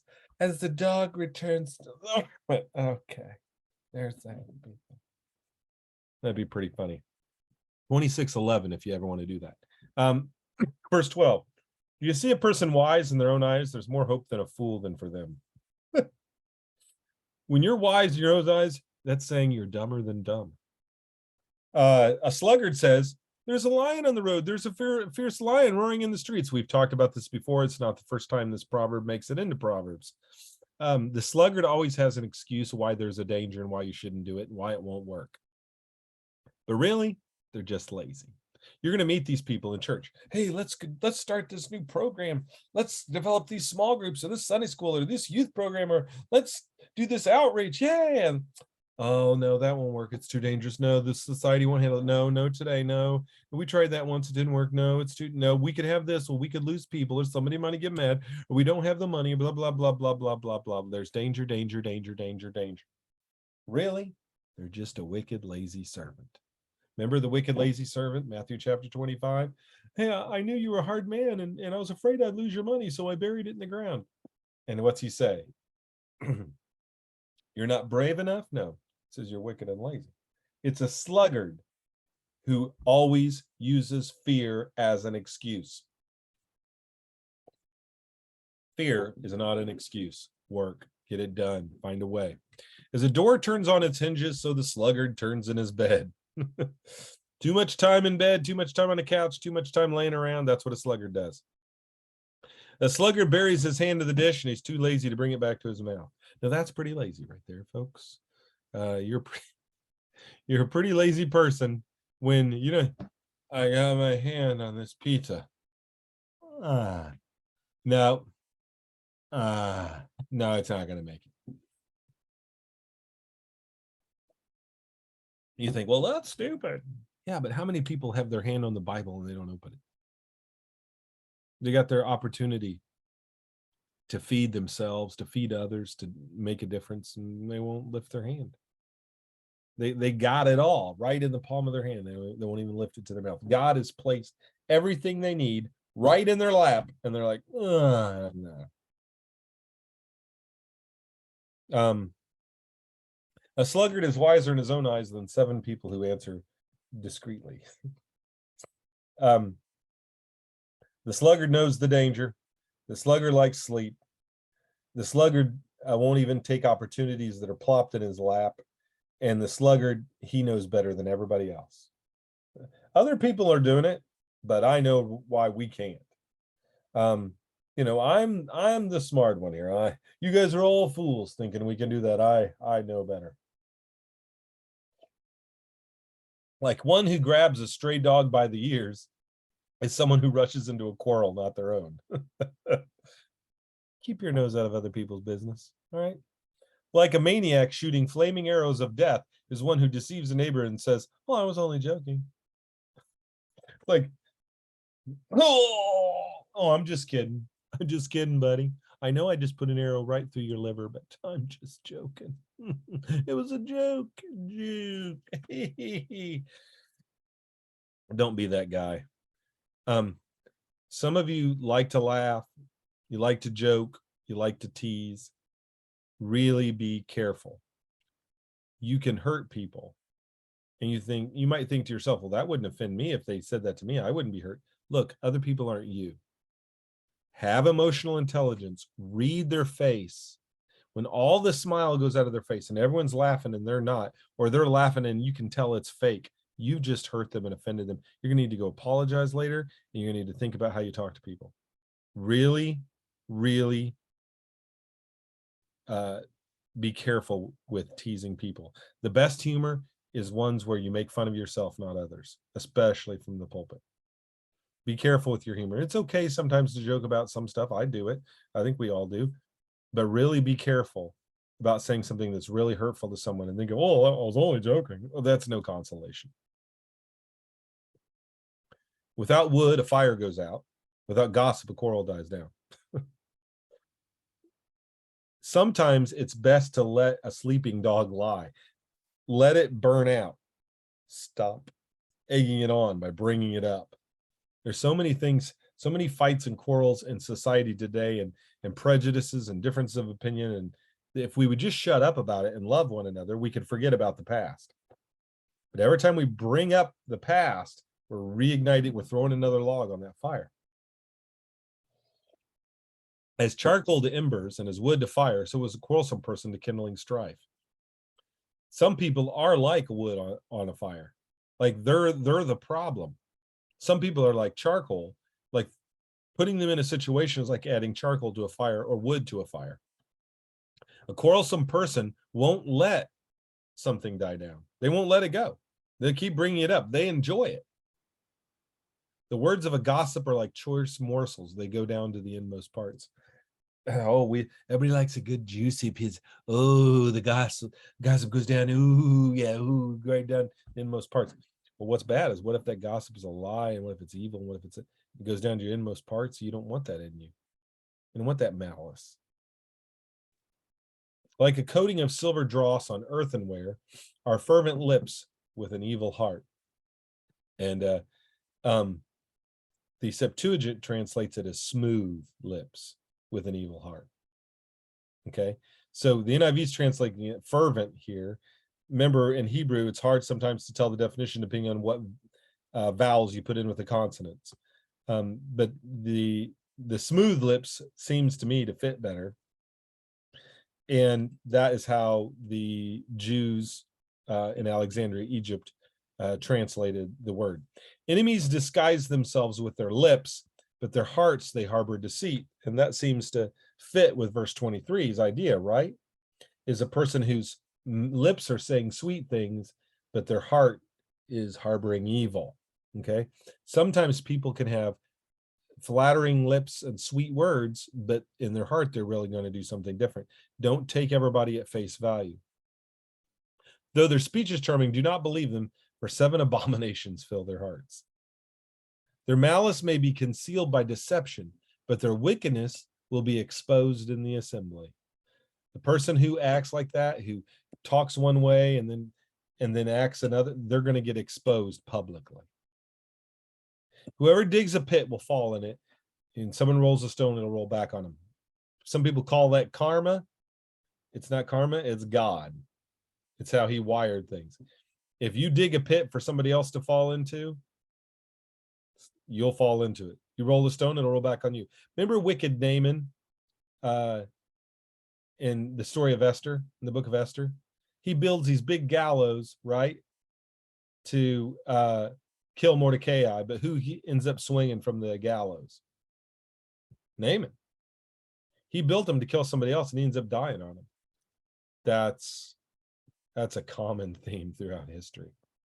And if you don't get justice here on earth, I feel sorry for you, because you're going to get worse. You're going to get it in hell. Okay? So if you try to use deceit and evil, you'll be exposed, it says. And whoever digs a pit, they'll fall in it. They roll a stone, they'll roll back on them. What you do to try to harm others is going to come back on you and bite you in the end. A lying tongue hates those it hurts, and a flattering mouth works ruin. I remember there was a student at Summit several years ago. Some of you may have known him. I'm not going to mention any names. But he would flatter my dad. He would flatter me. He would flatter all the professors. And he really kissed up to Dad. And quite frankly, I just didn't trust him. Dad really loved him and tried to invest in him, loved him like a son. I mean, the guy had Dad buffaloed. And I went to Dad and I said, look, I know you really like this guy and you're giving him some opportunities, but it's going to come back to bite you, because that guy is not sincere, Dad. He compliments me too much. It's one thing to admire George or to admire Kendall, but this guy he worship kind of adores me, and it makes me uncomfortable. He just flatters me. He gives me compliments that aren't true. It's one thing when somebody, gives me a compliment on something particular that I did that blessed them. That's nice. That's encouraging. But when someone praises everything I do and acts like everything I say is genius when it isn't, there's something nefarious. They're working ruin. They're up to no good. Proverbs says that a person who flatters, they're setting out a trap. We already read that proverb. And so Watch out for somebody who flatters too much. And then a lying tongue hates those it hurts, right? A lying tongue, if you lie about somebody, you don't repent, or even if you just sin against somebody, you don't repent, you'll come to hate them. Sometimes people lie about someone because they hate them. And that's what you might think reading that. Well, because they hate them, they lie about them. Well, that's true. But what it's also true is if you lie about somebody and you do somebody wrong and you don't repent, you'll come to hate them. And I want you to remember that. You ever wonder, if you ever go, man, why does this person hate my guts? And I haven't done a thing to them. I don't have any reason to hate me like this. Or maybe you're like, this is somebody that in the past loved me and now they hate me. They lied about you. They did you wrong. And now I tell you what, you show me a husband who's been lying to his wife, cheating on her with another woman, he will hate his wife. Because in order to justify in his mind what he's done wrong, he'll find every fault that he can with his wife. And if she doesn't have that series of faults, he'll make up some stuff. And he'll lie about that to people. And he'll tell the lie so many times and so often to justify it in his heart, he'll start to believe his own lies and he'll just hate her. And it's weird to me. I'll see a man cheat on a woman or a woman cheat on a man, and the one who's done the cheating will end up hating the one who didn't cheat. And the one who didn't cheat will be forgiving and wanting to reconcile. And the one who did the cheating, they'll be full of anger and bitterness and hatred, and they can't say a nice thing about that person because they did them wrong and they know it. And it's a weird psychological thing. We can't handle the guilt of, I've really done someone wrong. So in order to justify it, we have to find fault with them or make up fault. And I've seen it in churches, I've seen it in relationships, I've seen it in government, I've seen it all over. A lying tongue will hate those that it hurts. When you sin against someone and you don't repent, you will eventually hate them as an emotional self-defense. All right, so let's stop the share there and let's share the PowerPoint. Okay. Rules for fools. Number 1, don't honor a fool, verses 1 and 8. Punish a fool, verse 3. They need a rod to the back. Verse 9, let a fool hang himself. Let him go on and show how foolish he is. Don't become like him. Don't answer a fool if it makes you like him. Answer a fool if he's wise in his own eyes. Okay, so remember I said we talk about verses 4 and 5. It says, don't answer fool according to his folly. And then it says, do answer fool. Well, which? Well, it depends on the circumstance. If to answer him, you have to stoop down to his pathetic level and become like him, don't go. If he attacks you with an insult and degrades, says something about your mother, don't go, well, your mother, your mama, your mama got such hairy armpits, she looks like she's got buckwheat in a headlock. No, we don't sink down to that. We don't return tit for tat. We don't become like a fool. But if he actually thinks that he's right, like if he's so stupid and deluded that he thinks he's right, or worse, people listening think he might be right, then you need to show fool what a fool he is so that they won't be deceived and he won't be deceived. So if he's just being stupid, he knows he's wrong, he's just being a fool, don't answer him. Not worthy of my response. But if he actually thinks he's right, show him he's not. Okay? Pretty simple rule for whether you answer a fool, right? Don't use a fool as a messenger. Verse 6. Because that's just dumb. Don't go, hey, would you tell if you know they're not trustworthy? Don't tell a fool to deliver a message. Now, why isn't God choosing some people to share the gospel? Verse 6. Don't bother teaching Proverbs to a fool. Verse 7. Don't give what's sacred to a dog. Don't give your pearl to swine. Don't hire a fool or anyone you are not sure is not a fool. Verse 10. I pity the fool that hires a fool. Foolish accusations won't stick. Look, when fools talk smack, it won't stick.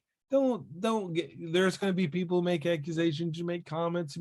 Look, you don't need to defend yourself. What happens if you defend yourself too much, guys? What happens if you get real defensive and you defend yourself too much? You're like, well, oh no, I didn't. Then they're all going to think he protests too much. He who smelt it dealt it. They'll think, well, it's probably true. If you get overly defensive over every little stupid accusation anybody makes about you, you're just going to look like a fool yourself. Don't worry about false accusations sticking. Now, if you need to defend yourself and it is a big accusation and it's serious, okay, answer it. But you don't need to worry about stuff sticking that isn't true. Don't repeat mistakes. Okay? What am I talking about? I mean, don't answer a fool. I'm not a fool, but don't repeat mistakes. I mean, as a dog returns to its vomit, so a fool returns to the error of his ways. Don't go back for seconds. When something didn't work and it was stupid, don't go back. When God saves you out of a bad relationship, don't go get in another bad relationship. When God delivers you from a job, don't go get a new worse job. Think about it. And when you break an addiction, don't go back. Don't trust the self-wise. If somebody thinks they're smarter than everybody else, don't trust them. They're fools. And don't set up traps for others. That's just foolish because it's going to come back on you. Don't think you're going to dig a pit or you're going to roll a stone. Oh, I'm going to get them. I'm going to do this. It's going to come back on you. Even if it's you just trying to get vengeance, it's going to come back on you, or worse, on your family. No digging pits, no rolling stones. Okay, a sluggard talks about sluggards. Sluggards use danger as an excuse. There's a lion in the streets. There's a lion, Well, we can't do it because the economy's bad. No, we can't do it because of COVID. No, we can't do it because we don't got enough money. Well, we can't do it because we don't got enough young people. We can't do it because we don't got enough older, wise people. We can't do it yet because we don't got elders yet. We can't do it because we don't got a full-time preacher yet. We can't do it because on and on and on and on. We need a building. We need this. We need that. When we get here, when we get there, then we'll do it. Then we'll do it. Someday we'll do it. Later on, we'll do it. But no. Danger is an excuse of the lazy. If there's a danger, okay. There's a lion in the streets? Really? Yes. Okay, take a gun. Go. Pick up your gun, go out there and kill the lion, and then go do what you got to do. Stop being lazy and using fear as an excuse.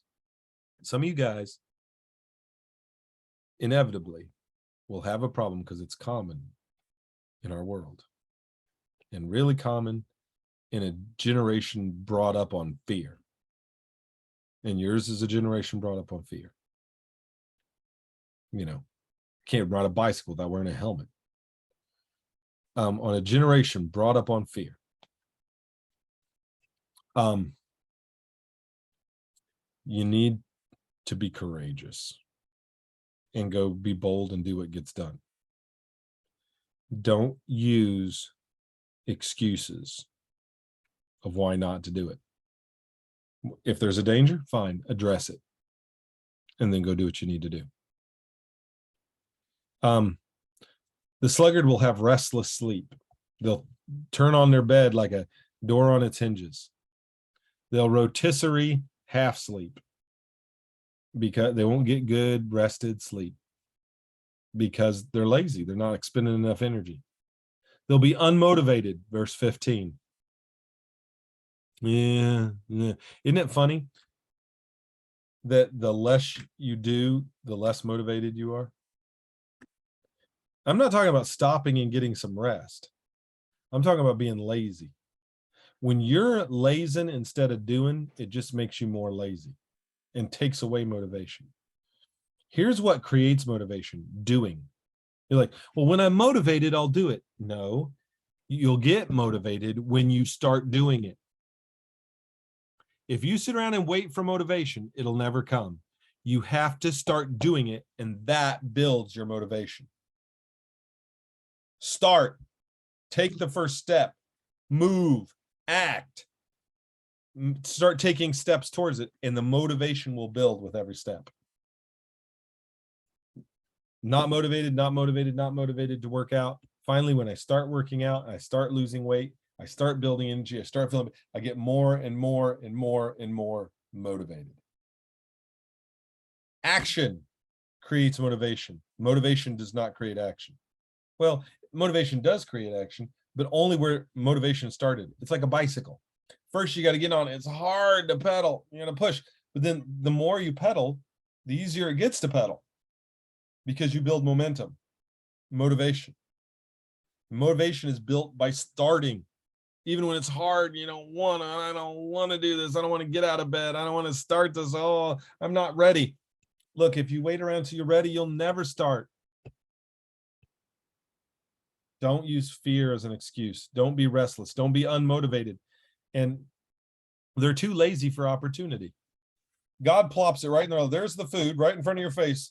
Here's your coffee, and you're too tired. I'm just too, I don't got the strength to even get the coffee to my mouth. They'll have every opportunity and not take it.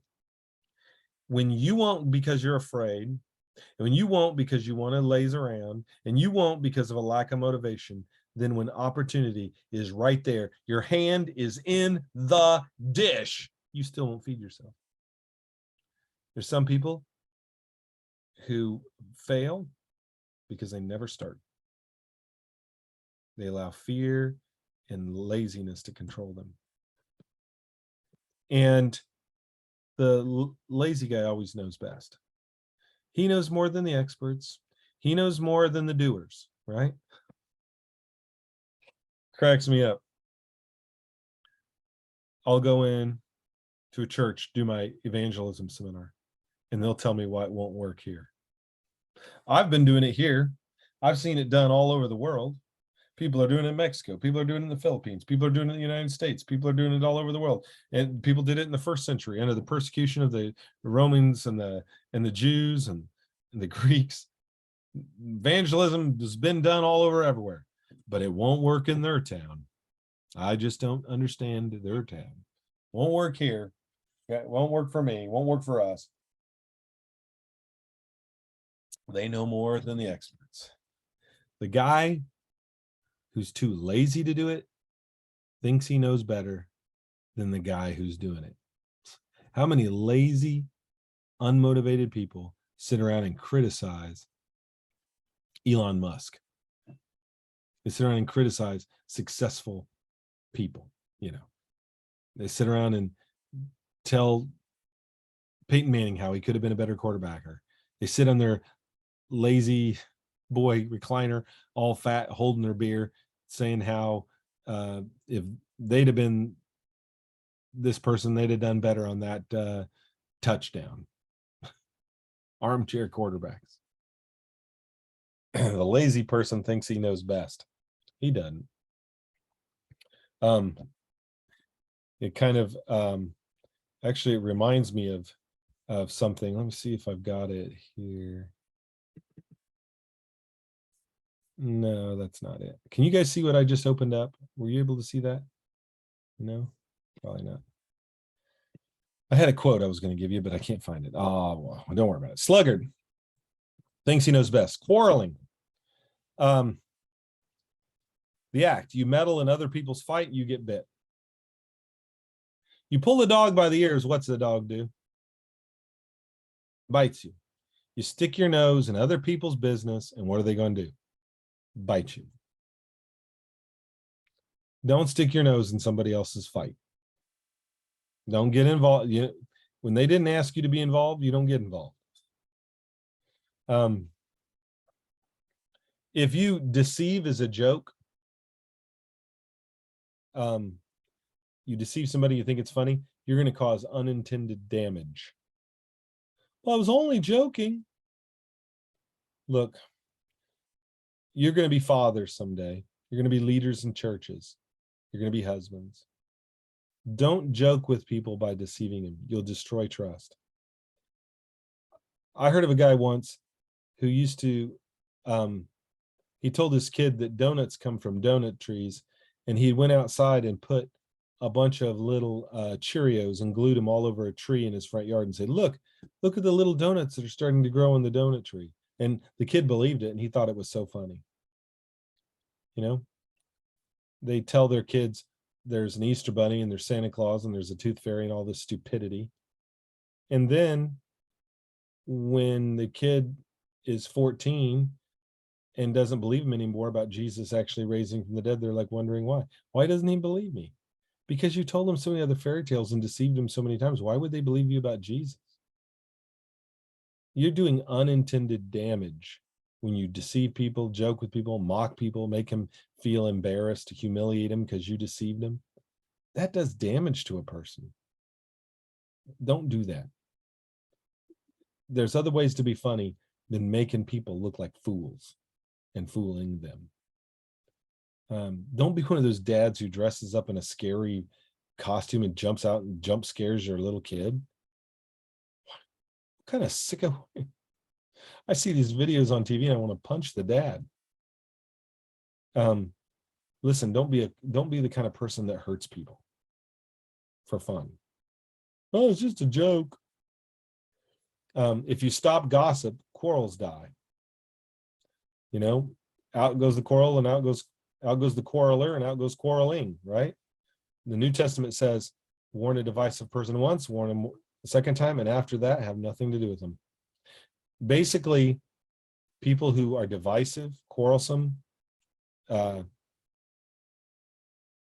have a three strikes you're out rule. God gives them, you warn them once, you warn them twice, that's strike two. On strike three, they're out. Get out of here. You're not welcome at this church. Leave. What if elderships and ministers, preachers actually did that?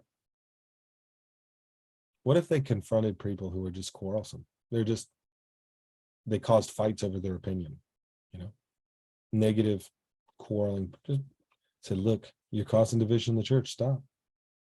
Look, you've caused a fight. This is the second time. If we have to tell you again, we're going to have to ask you to leave. They do it again. We're going to have to ask you to leave. The leadership of this church is asking you not to come to church here anymore. You're just divisive. What if we did that? How much better would churches be? Because let's admit it, most church fights over stupid stuff, not over doctrine. A quarrelsome man will kindle a fight. When you keep having church fights and one dude is at the center of it, the common denominator, and he's the one starting them, you need to have a conversation with him. If you're not man enough and brave enough to step it up and to get the quarrelsome, negative, wicked man out of the fellowship and certainly out of leadership, then you shouldn't be in leadership. If you can't be brave enough to handle those situations, then don't become a leader.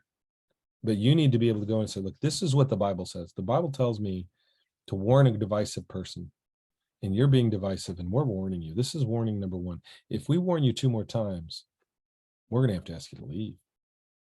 You can't act like that here. We don't allow divisiveness at this church. That's not allowed. Not acceptable behavior. And man, if we rolled like that, we'd have a lot less church fights. Heart problems. Inward. When the innermost is corrupted, they'll gossip.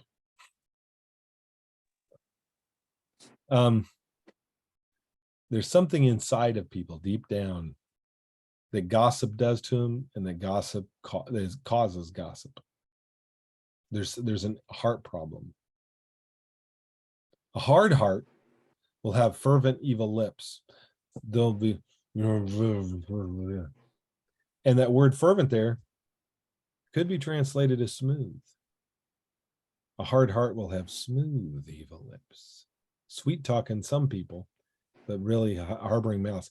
A malicious heart will use deceit and disguise. Watch out. The most malicious people will deceive. So you think, well, that person's always coming right up to me and telling me exactly what they think. That person isn't the one to worry about. The one to worry about is the one who's like, oh, on one end, and on the other end, it's stabbing you in the back. Watch out. The abominable heart uses charming speech. If someone's speech is too nice, too flowery, get suspicious. You know, that's strange. That's suspicious. What? Flowery, charming speech. If somebody's like, man, they really like me, question it. Wait, do they? And wickedness will be exposed publicly. The person who's inwardly wicked, who's using gossip and smooth lips and deceitful disguising speech, charming speech, it's all going to come out. That stone they roll was going to roll back on them. That pit that they dig, they're going to fall in it. And the lies they tell about you, it's going to be like a little bird that won't come to rest on you. Don't fear them. Don't fear these people. Random thoughts. If you trust, hire, promote, or depend upon, or try to educate, argue with a fool, you're wasting your time. I'll say it this way. You're wasting your time if you trust, hire, promote, depend upon, try to educate, or argue with a fool. Total waste of time. When you realize that person is a fool, stop wasting your time on them. There are too many people who you need to be investing in that will pay off, and it'll be a valuable use of your time and effort. To waste your time on fools. Once you figure out they're a fool and they're not changing, move on. Sluggards miss opportunities due to fear, sleep, and pride.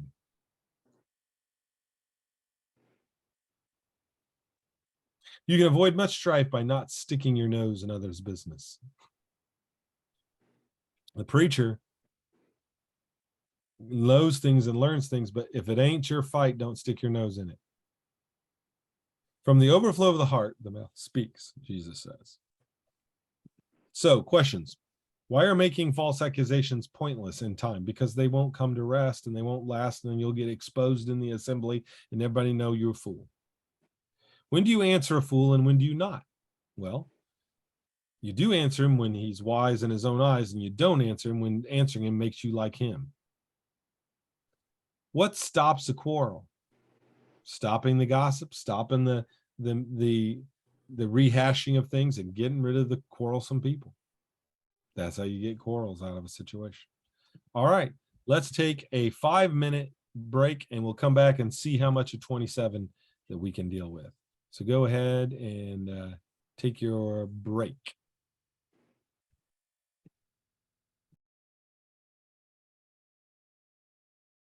Okay, recording in progress.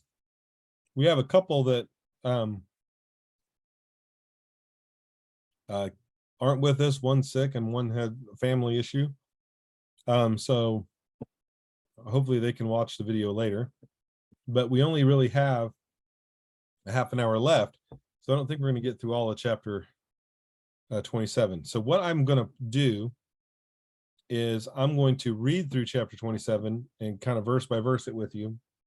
And then we'll actually save the PowerPoint into chapter 27 for next week. Okay.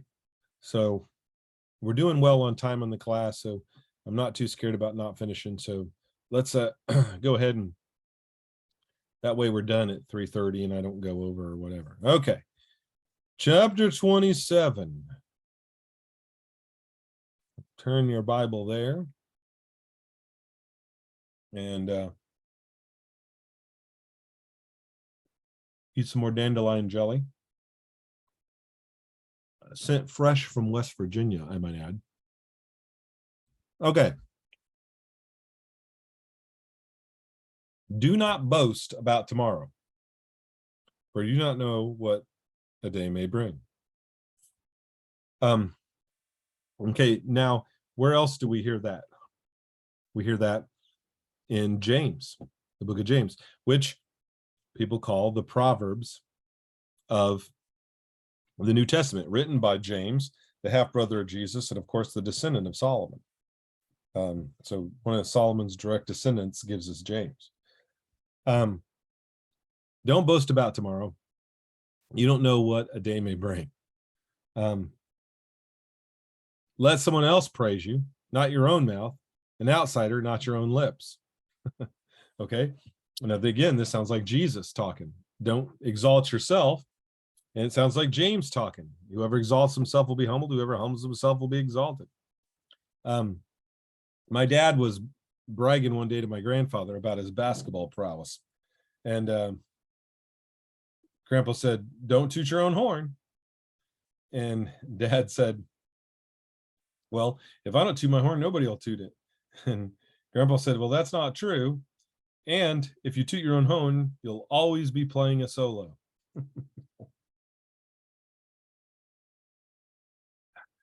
If praise comes to you, let it come from someone else, okay?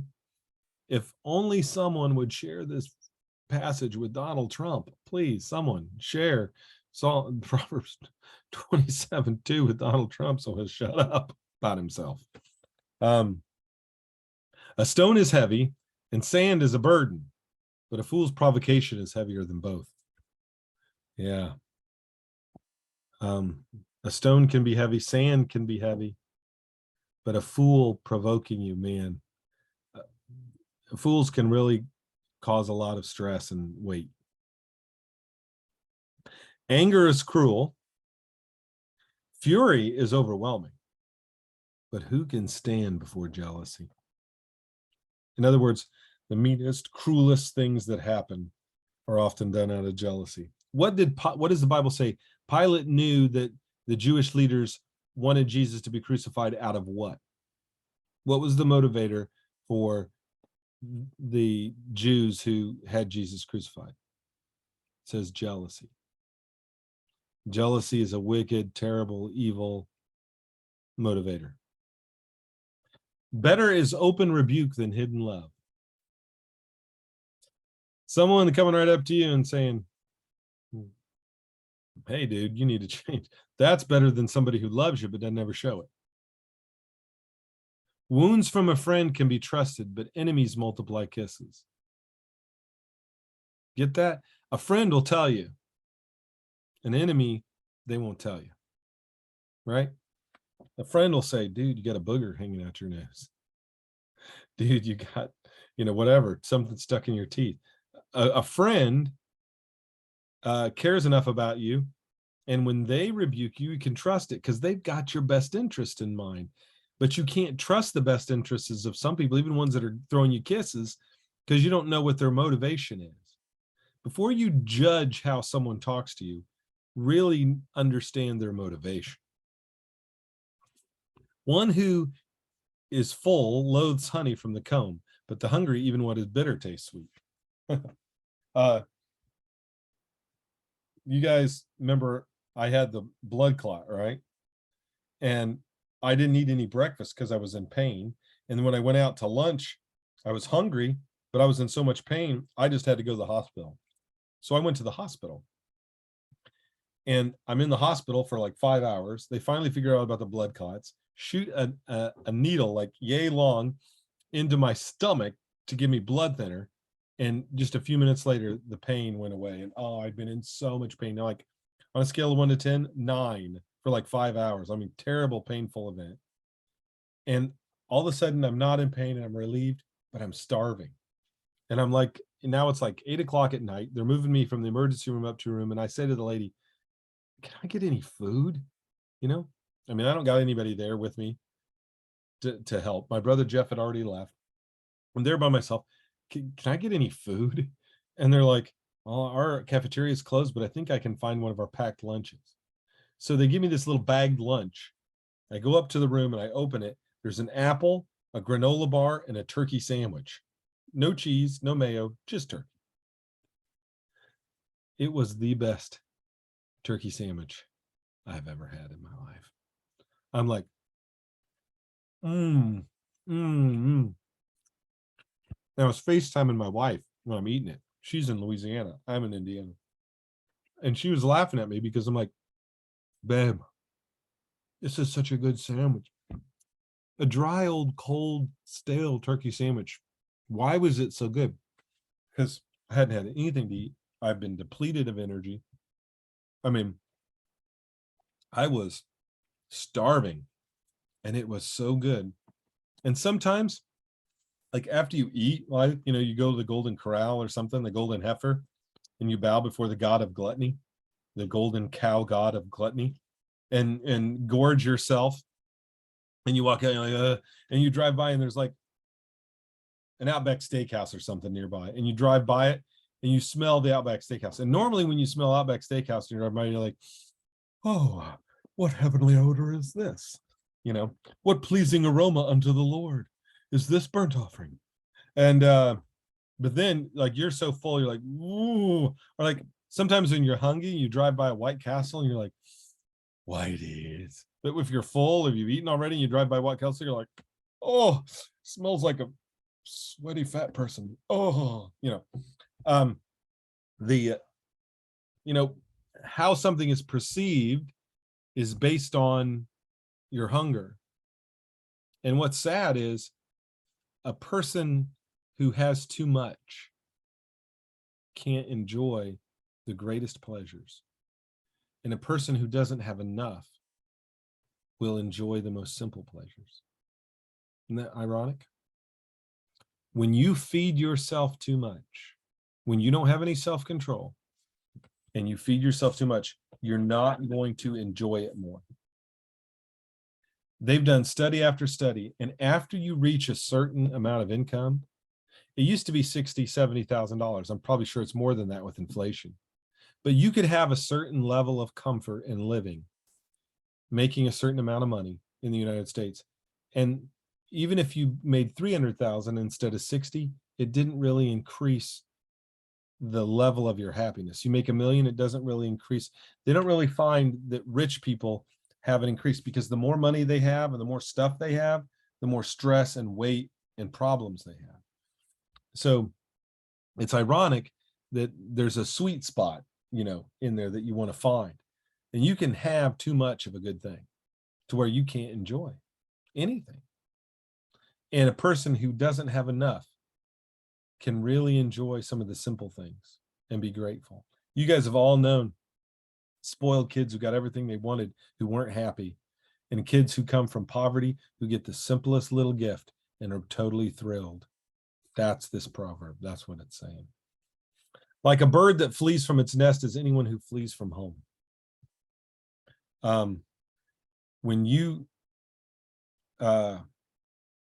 leave your people, your home, your support base, you're like a bird without a nest. We need our support system, or a support system. They're like, well, Kendall, I'm going to be a missionary. I'm going to have to leave my family. Okay, but you need to have a support system back home that you're connected to if you're a missionary. Everybody needs a support system. You need church. Paul didn't run off by himself. He went with Barnabas. He went with Silas. He built a team. Don't go into anything in life without a team. Okay? Don't plan a church by yourself. Plan a church with somebody. Don't do stuff on your own. No Lone Rangers. Team. Have a nest. Okay? Perfume and incense bring joy to the heart, and the pleasantness of a friend springs from their heartfelt advice. It's nice to have a friend who you can get good advice. It's like, good perfume or incense. Look, in a stinky world, perfume and incense is a great thing. For those of you who are guys and you have bedrooms and college dorms and whatever, yeah, incense, my friend, incense. Do not forsake a friend or a friend of your family, and do not go to your relative's house when disaster strikes you. Better a neighbor nearby than a relative far away. It's better to go to a neighbor next door for help than your brother who lives 2 states over for help. Okay. And don't ever forsake a friend, and don't ever forsake a friend of your family. It says friend of family. What it literally says in Hebrew is friend of your father. There are people who got you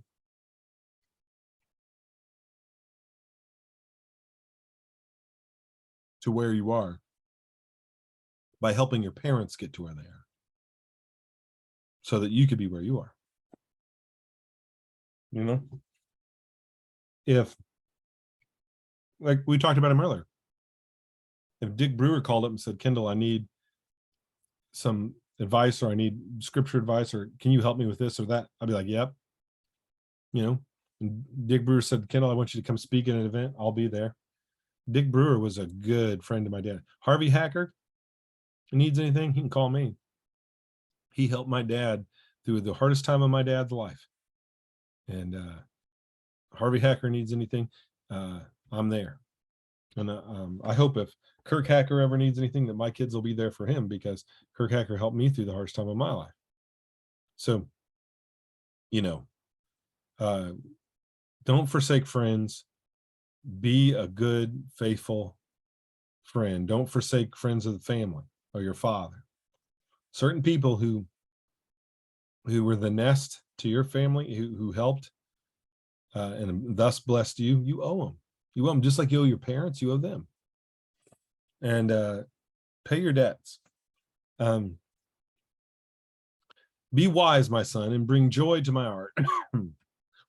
Then I can answer anyone who treats me with contempt. Look, if you're a good kid, and then someone says, your son this or something, then the dad can answer, well, no, my son wouldn't do that. My son's a good boy. Be the kind of kid that a dad can brag about. The prudent see danger and take refuge, but the simple keep on going and pay the penalty. I think we've seen this before. Watch for danger and take refuge, or you're going to pay a penalty. Take the garment of one who puts up security for a stranger. Hold it in pledge if it's done for an outsider. And I think that outsider actually has the idea of prostitute, but take the garment of one who puts up security for a stranger.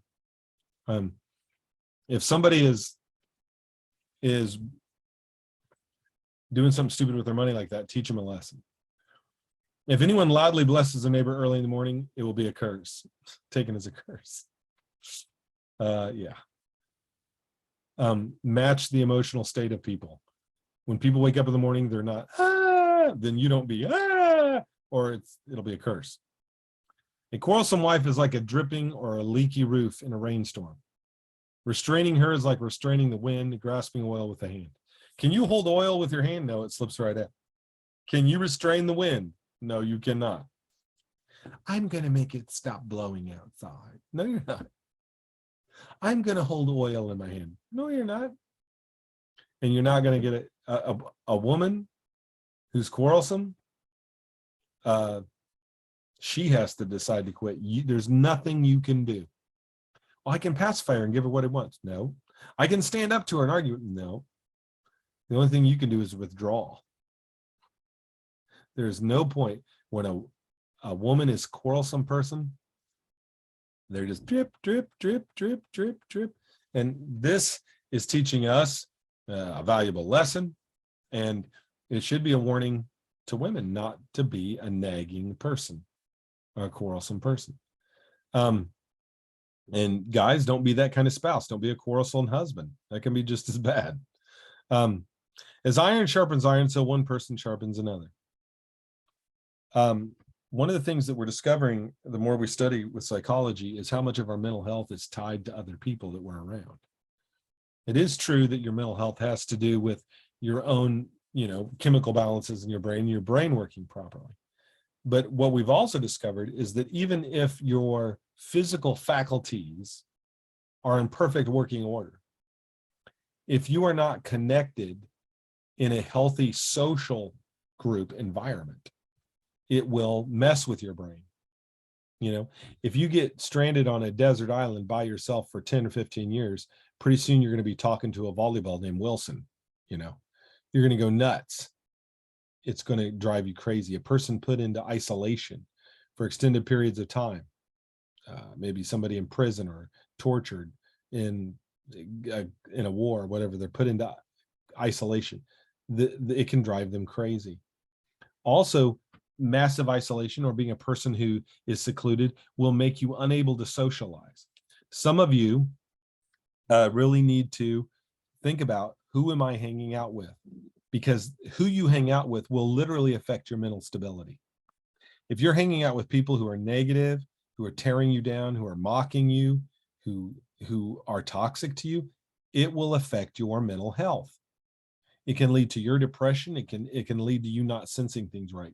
And also, there's a feedback that we get from other people that if they're not socialized right, we won't be socialized right. Okay.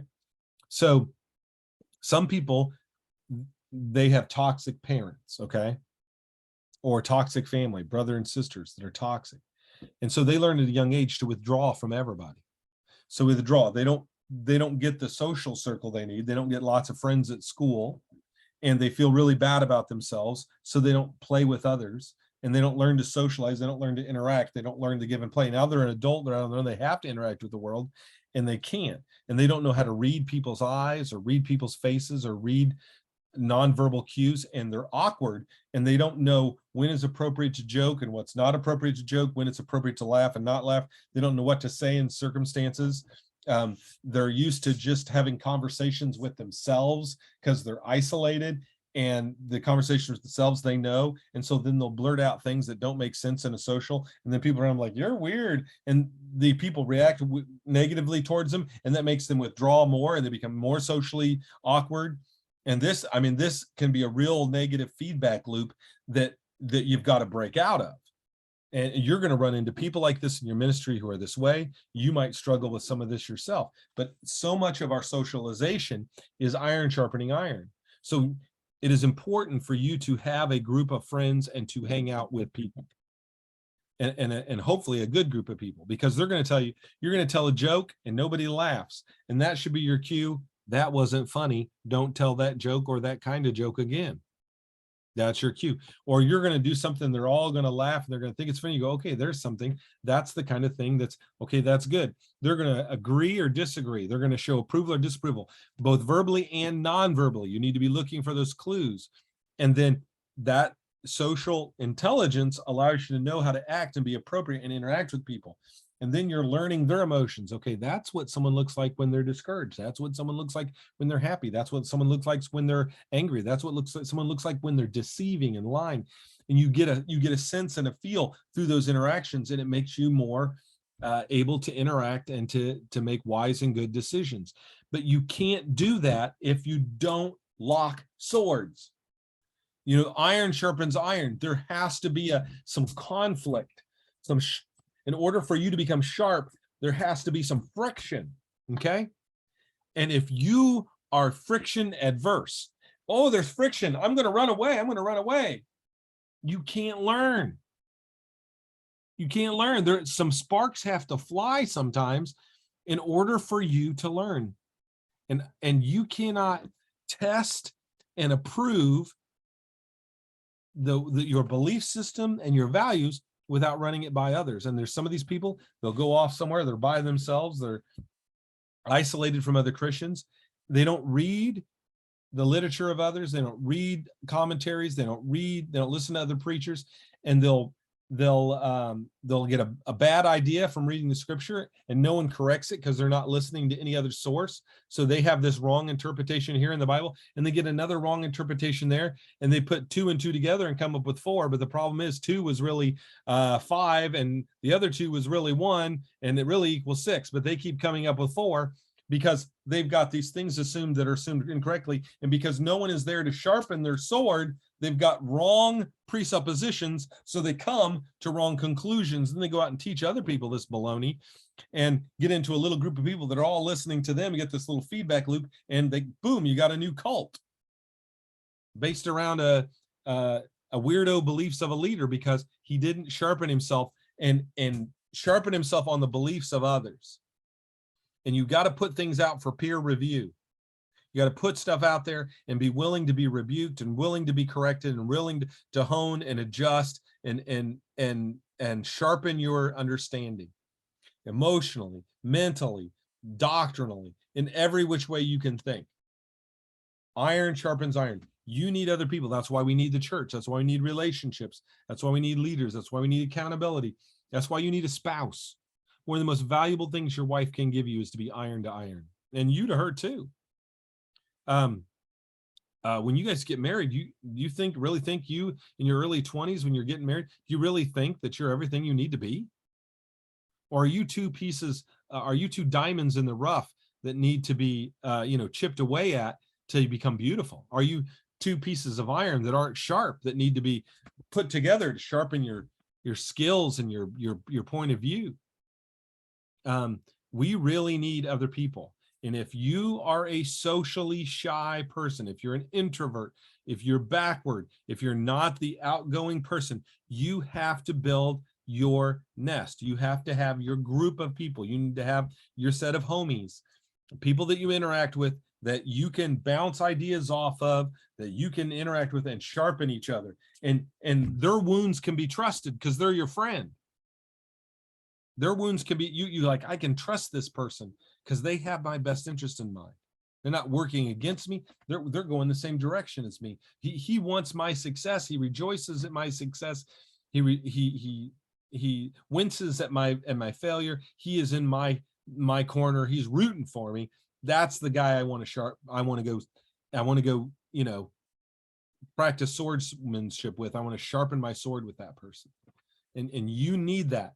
And don't ever go in your life without a group of people that are your guys, your people that you can bounce stuff off of, that you can talk to. Have several friends. Always have these friends who you can sharpen your sword with. The one who guards a fig tree will eat its fruit, and whoever protects their master will be honored.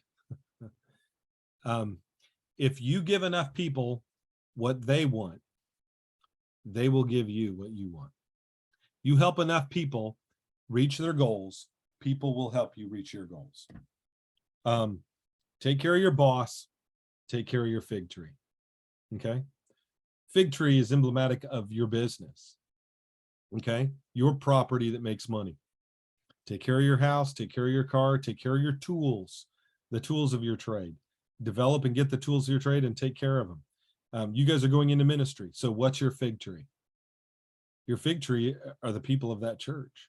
That's your job, is to help those people to develop in their ministry. And if you guard that fig tree, you'll eat its fruit. And if you protect your master, if you protect the interests of Christ, who is the King of Kings and the Lord of Lords, your master, your boss is Jesus Christ, right? Is that correct? So you honor the goals of your master, and he will honor you. Seek first the kingdom of God and its righteousness, and all these things will be added to you. That's what verse 18 is saying. Guard your tree, honor your master. As water reflects the face, so one's life reflects the heart. How you live shows what's in your heart, right? If you're secretly sinning and looking at porn, that's showing what's in your heart. If you're lying behind people's back, that's showing what's in your heart. If you're stealing and no one knows, that shows what's in your heart. If you're watching filth that you shouldn't want, that shows what's in your heart. If you're swearing and cussing, that shows what's in your heart. If you're cheating on your spouse, that shows what's in your heart. If you're reading scripture and praying and sharing the gospel and loving people and keeping your promises and being a general man of God, you're being brave and courageous and stepping out on faith, that shows what's in your heart. Your life is ultimately going to produce the fruit of whatever is in your heart. That's why we cannot be the men that we need to be until Jesus changes our heart, until we come to Christ for a cleansing and allow the blood of Christ to cleanse us and the Spirit of Christ to fill us. We cannot produce the fruit of the Spirit without the Holy Spirit. He is required. We must connect to the vine or we will not produce any fruit. If we're disconnected, we'll wither and be thrown into the fire.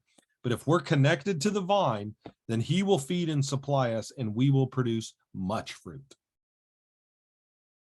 Death and destruction are never satisfied, neither are human eyes. You'll never be satisfied. Your church will never be big enough. Your wife will never be pretty enough. Your kids will never be good enough. Your car will never be cool enough. And if it is cool, you'll want another car too. No motorcycle is enough. No guitars are enough. No guns are enough. There's never enough. The eyes of man are never satisfied, right? It's like, how many guitars does a man need? That's the old joke. How many guitars does a man need? One more. We always want one more of everything. You know, and if you marry the most beautiful blonde-haired woman that ever walked the face of God's earth, then you'll be thinking, what would it be like to be married to a redhead? You'll never be satisfied in the eyes. Now, you can be satisfied in your heart, you can be satisfied in your mind, but you'll never be satisfied in your eyes. So don't go off the eyes, is what that's teaching me. Death and destruction, there's always more death and destruction coming, and the eyes are never satisfied either. The crucible for silver and the furnace for gold, but people are tested by their praise. Now, what does a crucible do? It's a little bowl. You heat it up red hot. You drop your silver in it or your gold, and it melts it. And what comes to the top?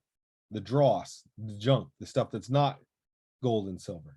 The dross comes to the top, and you scrape it off and leave it till it's just pure gold. And what really purifies a man and tests a man and shows whether he's got dross in him or not, it's not hardship. What really shows if you have impurity in your heart is not when you go through hardship. It's when you're praised. When people praise you and flatter you, will you believe it?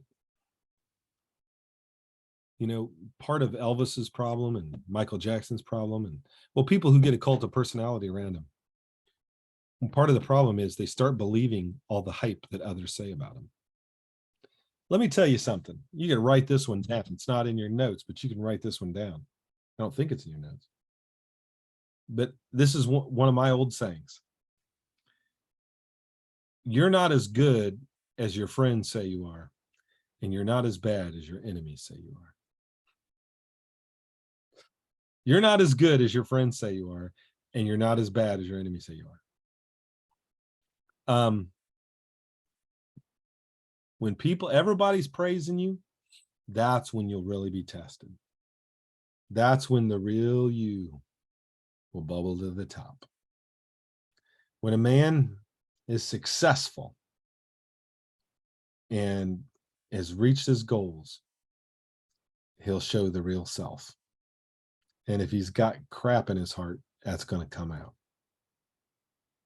You ever wonder why a guy reaches the pinnacle of success and then falls apart?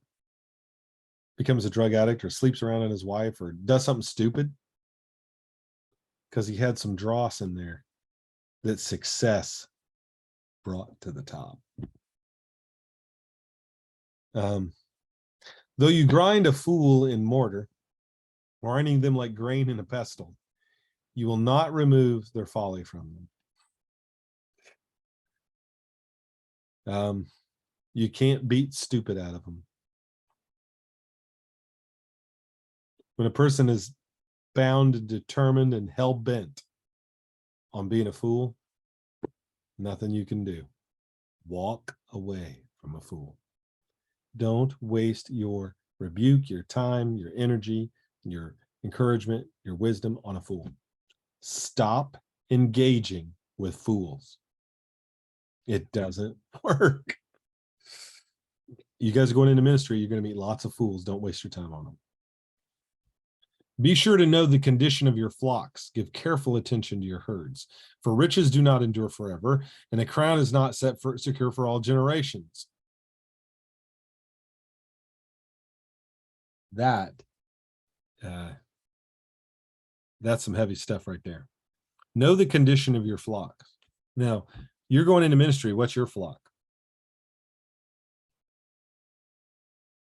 Well, it's the church members. What else? Since you're an evangelist, the elders, really the condition of their flock is the members. What's your flock? Well, the people you're trying to reach. You need to know the condition of your flocks. You need to know your business. Don't be delegating everything away so much that you have no idea what's going on. It's good to delegate, but not without monitoring. Now, I'm not talking about micromanaging, but I'm talking about get reports. If you delegate, make sure that the person that you delegated to gives you reports. Know the condition of your flock. Don't invest your money with a money manager and then never pay attention to what he does with your money or find out how it's doing. What are you, stupid? Know the condition of your flocks. Give careful attention to your herds. Riches don't endure forever. You better pay attention because you gained it quick and you can lose it quick. You better watch what you got because someone will steal it. Someone will graft it, or the disease can spread. You need to pay attention to your business. And a crown is not secure for all generations. You better know what's going on because somebody could be working against you. When hay is removed and new growth appears, the grass from the hills is gathered in. The lambs will provide you with clothing and the goats with the price of a field. You will have plenty of goats, milk to feed your family and to nourish your female servants. We'll talk more about this when we get into the slide next week. I've already gone 5 minutes over. I lost track of time. I didn't realize. I apologize for that. Somebody should have stopped me. But we'll talk more about that next week. Verses 23 through 27, we'll talk about at length next week when we go through the slides. But we got a good start on 27. We'll finish up 27 next week and try to do 28 and 29. And then 30 and 31 will take us a little bit. There's a lot of material in there. So, but we're getting close to done. I can't believe how fast this semester is going. It's blowing my mind that we're in November already. So we're going to bump through November and into December. Then we'll have a final exam. You guys need to turn in your sermon to me. You need to get your homework to me. I guess that's that. Anybody have any questions or comments or concerns? Now is the time.